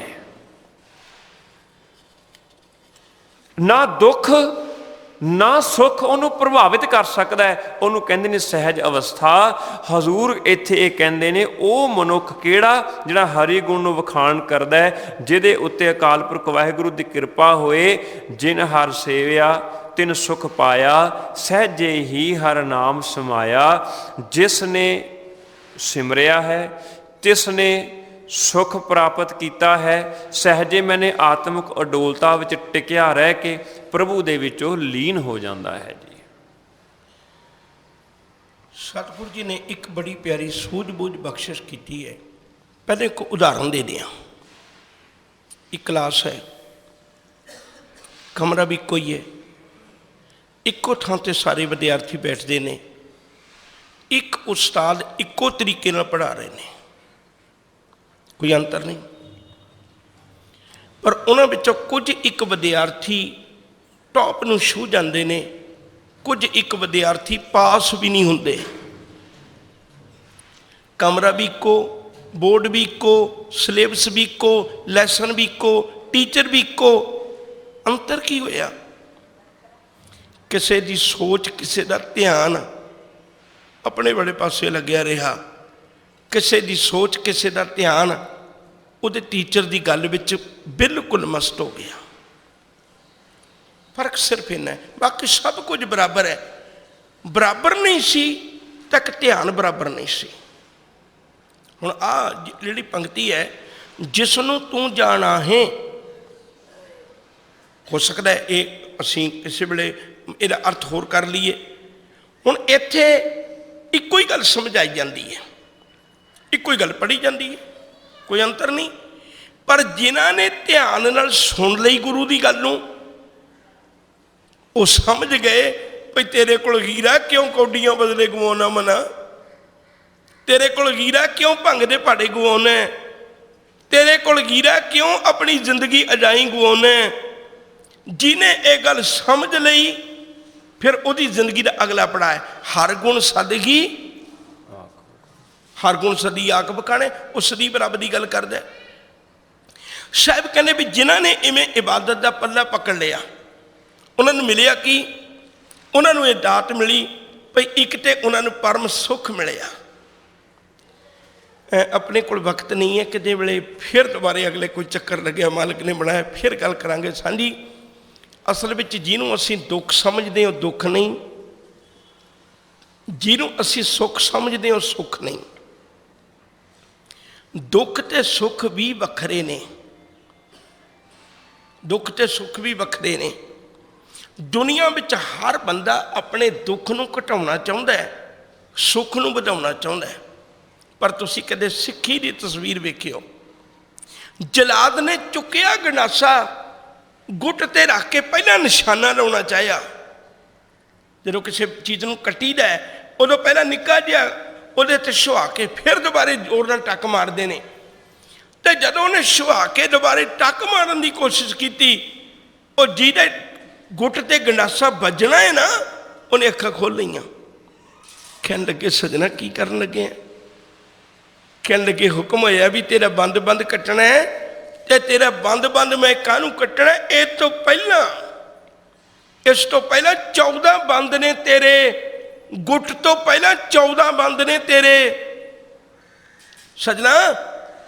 ਤੇ ਇਸ ਲਈ ਮੇਰੇ ਮਨ ਦੀ ਤਮੰਨਾ ਹੈ ਮੈਂ ਇਹਨਾਂ ਇੱਕ ਨੂੰ ਕੱਟ ਕੇ, ਤੇਰੀ 90 ਸਾਲਾਂ ਦੀ ਉਮਰ, ਤੂੰ ਬਜ਼ੁਰਗ ਹੈ ਤੇ ਇੰਨਾ ਦੁੱਖ ਮੈਂ ਤੇਰਾ ਨਾ ਵਧਾਵਾਂ, ਮੈਂ ਤੇਰਾ ਥੋੜਾ ਜਿਹਾ ਦੁੱਖ ਘਟਾ ਦਿਆਂ ਤੇ ਇੱਥੋਂ ਗੱਲ ਸ਼ੁਰੂ ਕਰ ਲਿਆ। 2 ਕੁ ਗੱਲਾਂ ਅੱਗੇ, 2 ਕੁ ਵਾਰੀ ਗੰਡਾਸਾ ਚੱਲਣਾ, ਤੂੰ ਬਰਦਾਸ਼ਤ ਕਰ ਲੇਗਾ। ਉਸੇ ਵੇਲੇ ਭਾਈ ਮਨੀ ਸਿੰਘ ਨੇ ਇੱਕ ਬੇਨਤੀ ਕੀਤੀ। ਕਹਿਣ ਲੱਗੇ ਉਹ ਭਲਿਆ ਪੁਰਖਾ, ਅੱਜ ਤੂੰ ਇੱਕ ਕਿਰਪਾ ਕਰ, ਅੱਜ ਤੂੰ ਮੇਰਾ ਦੁੱਖ ਵਧਾ, ਮੇਰੀ ਕੌਮ ਦਾ ਦੁੱਖ ਘਟ ਜਾਏ। ਅੱਜ ਤੂੰ ਮੇਰਾ ਬੰਦ ਜੁਦਾ ਕਰ, ਮੇਰੀ ਕੌਮ ਇਕੱਠੀ ਹੋ ਜਾਏ। ਮੇਰਾ ਇੱਕ ਬੰਦ ਵੱਖਰਾ ਕਰ ਦੇ, ਮੇਰੀ ਕੌਮ ਇਕੱਠੀ ਹੋ ਜਾਏ। ਅੱਜ ਤੇ ਇਹ ਮੇਰੇ ਸਰੀਰ ਦਾ ਇੱਕ ਬੰਦ ਮੇਰੇ ਗੁਰੂ ਦੇ ਲੇਖੇ ਲੱਗਣ ਲੱਗਿਆ। ਇਹਦੇ ਵਿੱਚ ਸੰਕੋਚ ਨਾ ਕਰ ਓਏ, ਤੂੰ ਬੰਦ ਹੀ ਕੱਟ। ਆ ਸੁੱਖ ਉਹਨਾਂ ਲੋਕਾਂ ਨੇ ਮਾਣਿਆ। ਆ ਸੁੱਖ ਸਹਿਜੇ ਹੀ ਹਰ ਨਾਮ ਸਮਾਇਆ। ਉਹ ਜੀਵਨ ਦੀ ਆਤਮਿਕ ਅਡੋਲਤਾ। ਨਿਸ਼ਤਨ ਮਾਇਆ ਕਾਰਨੇ ਪ੍ਰਾਨੀ ਡੋਲਤ ਨੀਤ। ਕੋਟਨ ਮੈਂ ਨਾਨਕ ਕੋਊ ਨਾਰਾਇਣ ਜਿਹ ਚੀਤ। ਉਹ ਇਵੇਂ ਆਪਣਾ ਜੀਵਨ ਅਡੋਲਤਾ ਵਿੱਚ ਗੁਜ਼ਾਰਦਾ ਹੈ ਜੀ। ਅੱਗੇ ਜਿਹੜਾ ਪਾਠ ਹੋ ਚੁੱਕਾ ਹੈ, ਆਓ ਅਸੀਂ ਵਿਚਾਰ ਕਰੀਏ। ਤੂੰ ਆਪੇ ਕਰਤਾ ਤੇਰਾ ਕੀਆ ਸਭ ਹੋਏ। ਤੂੰ ਆਪ ਹੀ ਸਭ ਕੁਝ ਪੈਦਾ ਕਰਨ ਵਾਲਾ ਹੈ। ਕਰਤਾ ਦਾ ਅਰਥ ਪੈਦਾ ਕਰਨ ਵਾਲਾ। ਸਭ ਕੁਝ ਤੇਰਾ ਕੀਤਾ ਹੀ ਹੁੰਦਾ ਹੈ। ਪਹਿਲਾਂ ਵੀ ਇਹ ਵਿਚਾਰ ਸਾਂਝੀ ਕੀਤੀ। ਤੇਰੇ ਤੋਂ ਬਿਨਾ ਤੇਰੇ ਵਰਗਾ ਹੋਰ ਕੋਈ ਨਹੀਂ ਹੈ, ਤੁਧ ਬਿਨ ਦੂਜਾ ਅਵਰ ਨਾ ਕੋਏ। ਇਹ ਵਿਚਾਰ ਵੀ ਅਸੀਂ ਪਹਿਲਾਂ ਸਾਂਝੀ ਕੀਤੀ। ਤੂੰ ਕਰ ਕਰ ਵੇਖੈ ਜਾਣੈ ਸੋਏ। ਜੀਵ ਪੈਦਾ ਕਰਕੇ ਤੂੰ ਉਹਨਾਂ ਨੂੰ ਵੇਖਦਾ ਹੈ। ਹੁਣ ਵੇਖਦਾ ਨੂੰ ਸਮਝਿਓ, ਕੇਵਲ ਨਹੀਂ ਅੱਖਾਂ ਨਾਲ ਵੇਖਣਾ। ਅਸੀਂ ਅਕਸਰ ਕਰਦੇ ਹਾਂ, ਜਦੋਂ ਅਸੀਂ ਜਾਣਾ ਹੋਵੇ ਨਾ, ਸਰਦਾਰ ਜੀ ਆ ਜਰਾ ਬੱਚੇ ਨੂੰ ਵੇਖਿਓ, ਮੈਂ ਰਸੋਈ ਚੱਲੀ ਹਾਂ। ਹੁਣ ਇੱਕ ਪਤਨੀ ਐਵੇਂ ਕਹਿੰਦੀ ਹੈ ਨਾ। ਹੁਣ ਸਰਦਾਰ ਜੀ ਉਸ ਵੇਖੀ ਜਾਣ ਬੱਚੇ ਨੂੰ, ਤੇ ਬੱਚਾ ਮੰਜੇ ਤੋਂ ਥੱਲੇ ਡਿੱਗ ਪਏ ਤੇ ਆ ਕੇ ਕਹਿਣ ਤੂੰ ਆਪ ਹੀ ਕਿਹਾ ਸੀ ਵੇਖੀ। ਮੈਂ ਵੇਖਿਆ। ਕਿਵੇਂ ਡਿੱਗਿਆ ਮੇਰੇ ਕੋਲ ਪੁੱਛ, ਮੈਂ ਦੱਸਦਾ ਕਿਵੇਂ ਡਿੱਗਿਆ। ਵੇਖੀ ਦਾ ਮਤਲਬ ਇਹ ਨਹੀਂ ਕੇਵਲ ਹੁੰਦਾ ਵੀ ਅੱਖਾਂ ਨਾਲ ਵੇਖੀ ਜਾਓ। ਉੱਥੇ ਵੇਖੀ ਦਾ ਅਰਥ ਹੈ ਸੰਭਾਲੀ। ਦੁਕਾਨ ਤੋਂ ਪਾਸੇ ਜਾਣਾ ਹੋਵੇ, ਨਾਲ ਦੀ ਦੁਕਾਨ ਵਾਲੇ ਨੇ ਕਹਿੰਦੇ ਵੇਖਿਓ, ਭਾਵ ਇਹਦੀ ਸੰਭਾਲ ਕਰੇ। ਇੱਥੇ ਵੀ ਜੋ ਵੇਖਣ ਦਾ ਅਰਥ ਹੈ ਨਾ, ਤੂੰ ਕਰ ਕਰ ਵੇਖੈ। ਵੇਖਣ ਦਾ ਅਰਥ ਸੰਭਾਲ ਕਰਦਾ ਹੈ। ਤੂੰ ਆਪ ਹੀ ਪੈਦਾ ਕਰਨ ਵਾਲਾ ਤੇ ਸਾਰਿਆਂ ਦੀ ਤੂੰ ਆਪ ਹੀ ਫਿਰ ਸੰਭਾਲ ਕਰਦਾ ਹੈ। ਹਜ਼ੂਰ ਕਹਿੰਦੇ ਨੇ ਜਨ ਨਾਨਕ ਗੁਰਮੁਖ ਪ੍ਰਗਟ ਹੋਏ। ਇਹ ਤੋਂ ਇੱਕ ਹੋਰ ਪਹਿਲਾਂ ਹੈ, ਤੂੰ ਕਰ ਕਰ ਵੇਖੈ ਜਾਣੈ ਸੋਏ। ਜਾਣੇ ਦਾ ਅਰਥ ਕੀ ਹੈ? ਤੂੰ ਹਰੇਕ ਦੇ ਦਿਲ ਦੀ ਸਾਰ ਜਾਣਦਾ ਹੈ। ਮੈਨੂੰ ਇੱਕ ਗੱਲ ਦੱਸੋ, ਜਿਹੜਾ ਬੰਦਾ ਤੇ ਹੋਵੇ ਜ਼ਾਲਮ, ਉਹ ਸਾਡਾ ਭਲਾ ਕਰੇਗਾ? ਨਹੀਂ ਕਰੇਗਾ। ਉਹਦੇ ਅੱਗੇ ਤੇ ਫਰਿਆਦ ਕਰੀਏ, ਪਤਾ ਵੀ ਨਹੀਂ ਭਲਾ ਕਰਨਾ ਕੋਈ ਨਹੀਂ, ਵੀ ਅਸੀਂ ਰੌਲਾ ਪਾ ਦਈਏ, ਸ਼ਾਇਦ ਤਰਸ ਆ ਜਾਏ। ਪਰ ਜਿਹੜਾ ਅੱਤ ਦਾ ਦਿਆਲੂ ਹੋਵੇ ਔਰ ਉਹਨੂੰ ਪਤਾ ਵੀ ਹੋਵੇ ਸਾਡੀ ਲੋੜ ਕੀ ਹੈ, ਉਹਨੂੰ ਦੱਸਣ ਦੀ ਲੋੜ ਹੈ? ਉਹਨੂੰ ਕੋਈ ਦੱਸਣ ਦੀ ਲੋੜ ਨਹੀਂ ਹੈ, ਕਿਉਂਕਿ ਹੈ ਹੀ ਉਹ ਅੱਤ ਦਾ ਦਿਆਲੂ। ਜਿਵੇਂ ਹੀ ਉਹਨੂੰ ਪਤਾ ਲੱਗੇਗੀ ਸਾਡੀ ਲੋੜ, ਉਹਨੇ ਬਿਨਾਂ ਮੰਗਿਆ ਹੀ ਸਾਨੂੰ ਦੇ ਦੇਣਾ ਹੈ। पर साडा अंदर जिहड़ा है ना वो खड़ाउंदा ही कोई नहीं। असीं छालां मार लग पैंदे पहले ही बिल्कुल उस तरीके नाल माँ दुੱਧ गर्म कर रही हुंदी है। जे देना बच्चे नूं ही है। हुण जे ठंडा दुੱਧ देगी बच्चे ने बीमार होना है, कच्चा दुੱਧ देगी बच्चे ने बीमार होना है। माँ नहीं चाहती ये बीमार होवे, इस करके देर लग रही है क्योंकि दुੱਧ ने गर्म होना, बच्चा रोला पाई जाता थले, चीक चकहाड़ा चिहाड़ा पाया होया उन्हें। जे कोई आखे तू बच्चे नूं क्यों रवाउणी है, दे इहनूं दुੱਧ।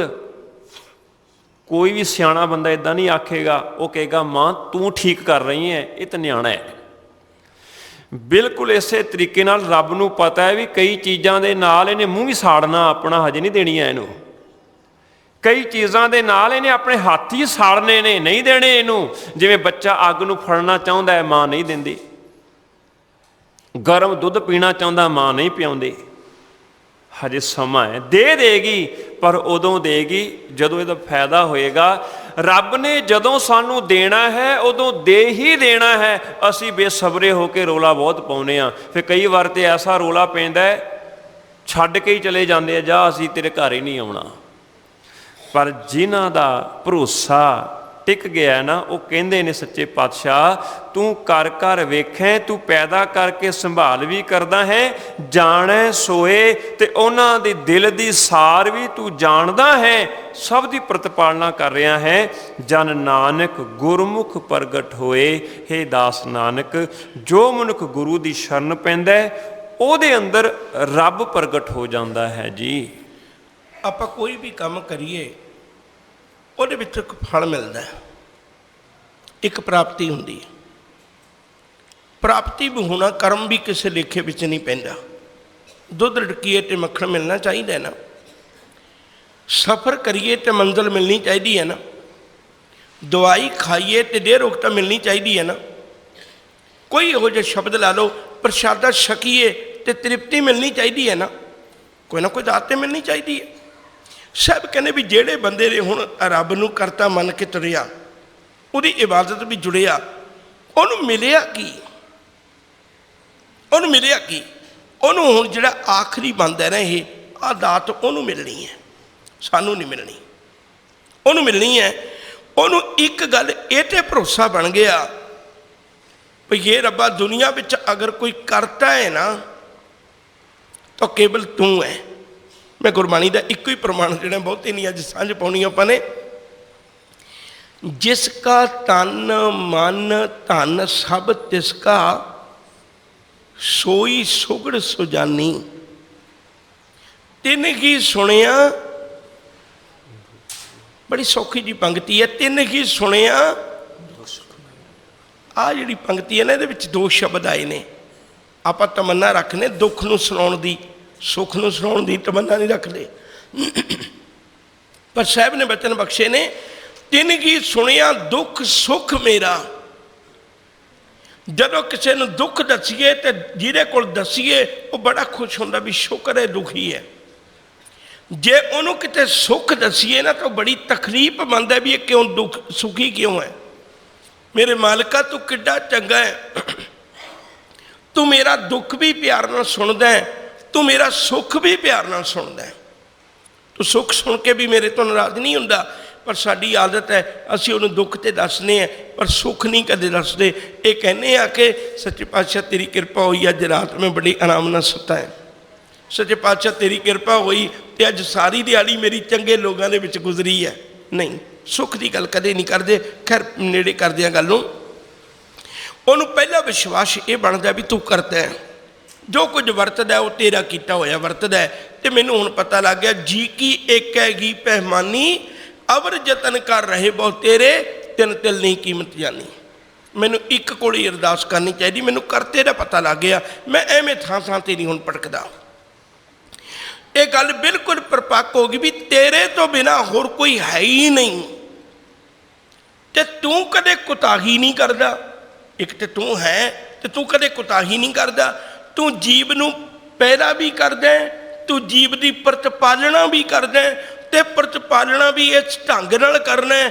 उन्नियां गल्लां अपने बारे विच मैं चंगियां नहीं जानदा जिन्नियां मेरे चंगे बारे विच चंगियां तू जानना है। मैं तो जिहड़ी गल करनी वो कल नूं मद्दे नज़र रख के करनी है। मैनूं कल दा सुख मिल जाए।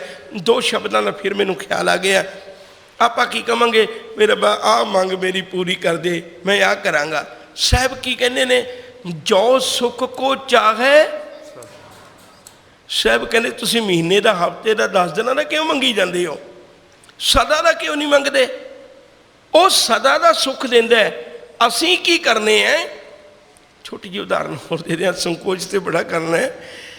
कदे होम्योपैथी वाले दवाई वाले डॉक्टरों को पुछ के देखना, जो दवाई देंदे ने ना, वो एक गल नाल कहंदे ने भी हो सकता है दवाई खाद्या तुहाडा रोग वध जाए। ते अनजान जिहड़ा मरीज हुंदा है वो कहंदा भी मैं तो रोग मुकाउण आया है तो तुसीं वधाउण लग पे हो। वो डॉक्टर जवाब देगा भी इहने वध के ही खत्म होना है, ये बिल्कुल अंदरों जड़ पुट देगा। पर होम्योपैथी तां पुटेगी जे तुसीं इस गल नूं विश्वास करोगे। जे तुसीं थोड़ी जी दवाई खाधी, रोग वधिया, छड्ड के चले गए, फिर कोई पेन किलर ते तुहानूं दे देगा। एक गल चेता रखियो, पेन किलर बड़ी सौखी दुनिया में सब तो वधीक विकदी है। ते जे तुसीं पेन किलर खा ली, इहने घड़ी भर तुहाडा दर्द ते शांत कर देना, पर रोग नहीं जे मिटाउणा, रोग नहीं मिटाउणा। यकीन करके जाने हो, सानू ते पता ही कख दा नहीं, असीं ते पेन किलर ही गुरु कोलों मंगी जाने हैं। गुरु ते मैनू दवाई दिंदा, पुत्र मैं तेरा इलाज करना चाहुंदा, मैं तेनू पेन किलर नहीं देना चाहुंदा। घड़ी पल नूं फिर दुख लग जाना है। उहनूं फिर पता है भी जिहड़ी सेवा संभाल मेरी रब कर रहा है ना, उस तो चंगी होर कोई नहीं कर सकता। इस मुबारक शब्द विचों एक गुरमुख नूं, ये मालक के चरणों में जुड़न वाले नूं, जिन्हें कुछ लभ्या ये उन्होंने प्राप्ति होंदी है जी। अज इत्थे आपां समाप्ति करने, क्योंकि कमरे विचों असीं बड़ा मन नूं ताड़ के अपने आप नूं संकोच के लैके आउने भई इन्ने समय च आ गल करनी ही करनी है। पर इत्थे गुरु साहब साडियां इहो जिहियां वागां खिच लैंदे ने, सानू खुद नूं पता नहीं लगता भी समा किवें निकल जाता है। और मैं ये भी रोज़ रोज़ महसूस करता रहा, जिन्ने दिन तुहाडे कोल दीवान साझे होए सन, मैनूं लगदा है भी प्रबंधक वीरां नूं भी काफ़ी मुश्किल आई होवेगी, क्योंकि प्रबंधक जिहड़े ने ना वो कड़ी हुंदे ने संगत विच ते साडे दरम्यान। हुण असीं टाइम रोज़ अगे खिचते जाते रहे हैं, तो हो सकता है प्रबंधक वीरां नूं भी प्रबंध करने च थोड़ी मुश्किल आउंदी होवेगी। पर मैं फिर भी बेनती तुहाडे कोल हथ जोड़ के क्षमा मंगना है। साडी मनशा कोई नहीं सी भी असीं टाइम दी अवग्या नूं टाइम नूं तोड़न दी अवग्या करिए जां तुहाडा कोई दिल दिखाइए, पर गुरु दे शब्द नूं भी लुकाउण दी साडी तमन्ना नहीं सी। गुरु दे शब्द दी गल वो तुहाडी झोली विच पाउण करके असीं कई बारी समय दी अवग्या करते रहे हैं। इस गल दी तुहाडे कोलों क्षमा मंगने हैं। उल्ला ना चितारदे होए प्यार नाल आखो वाहिगुरू जी का खालसा, वाहिगुरू जी की फतेह।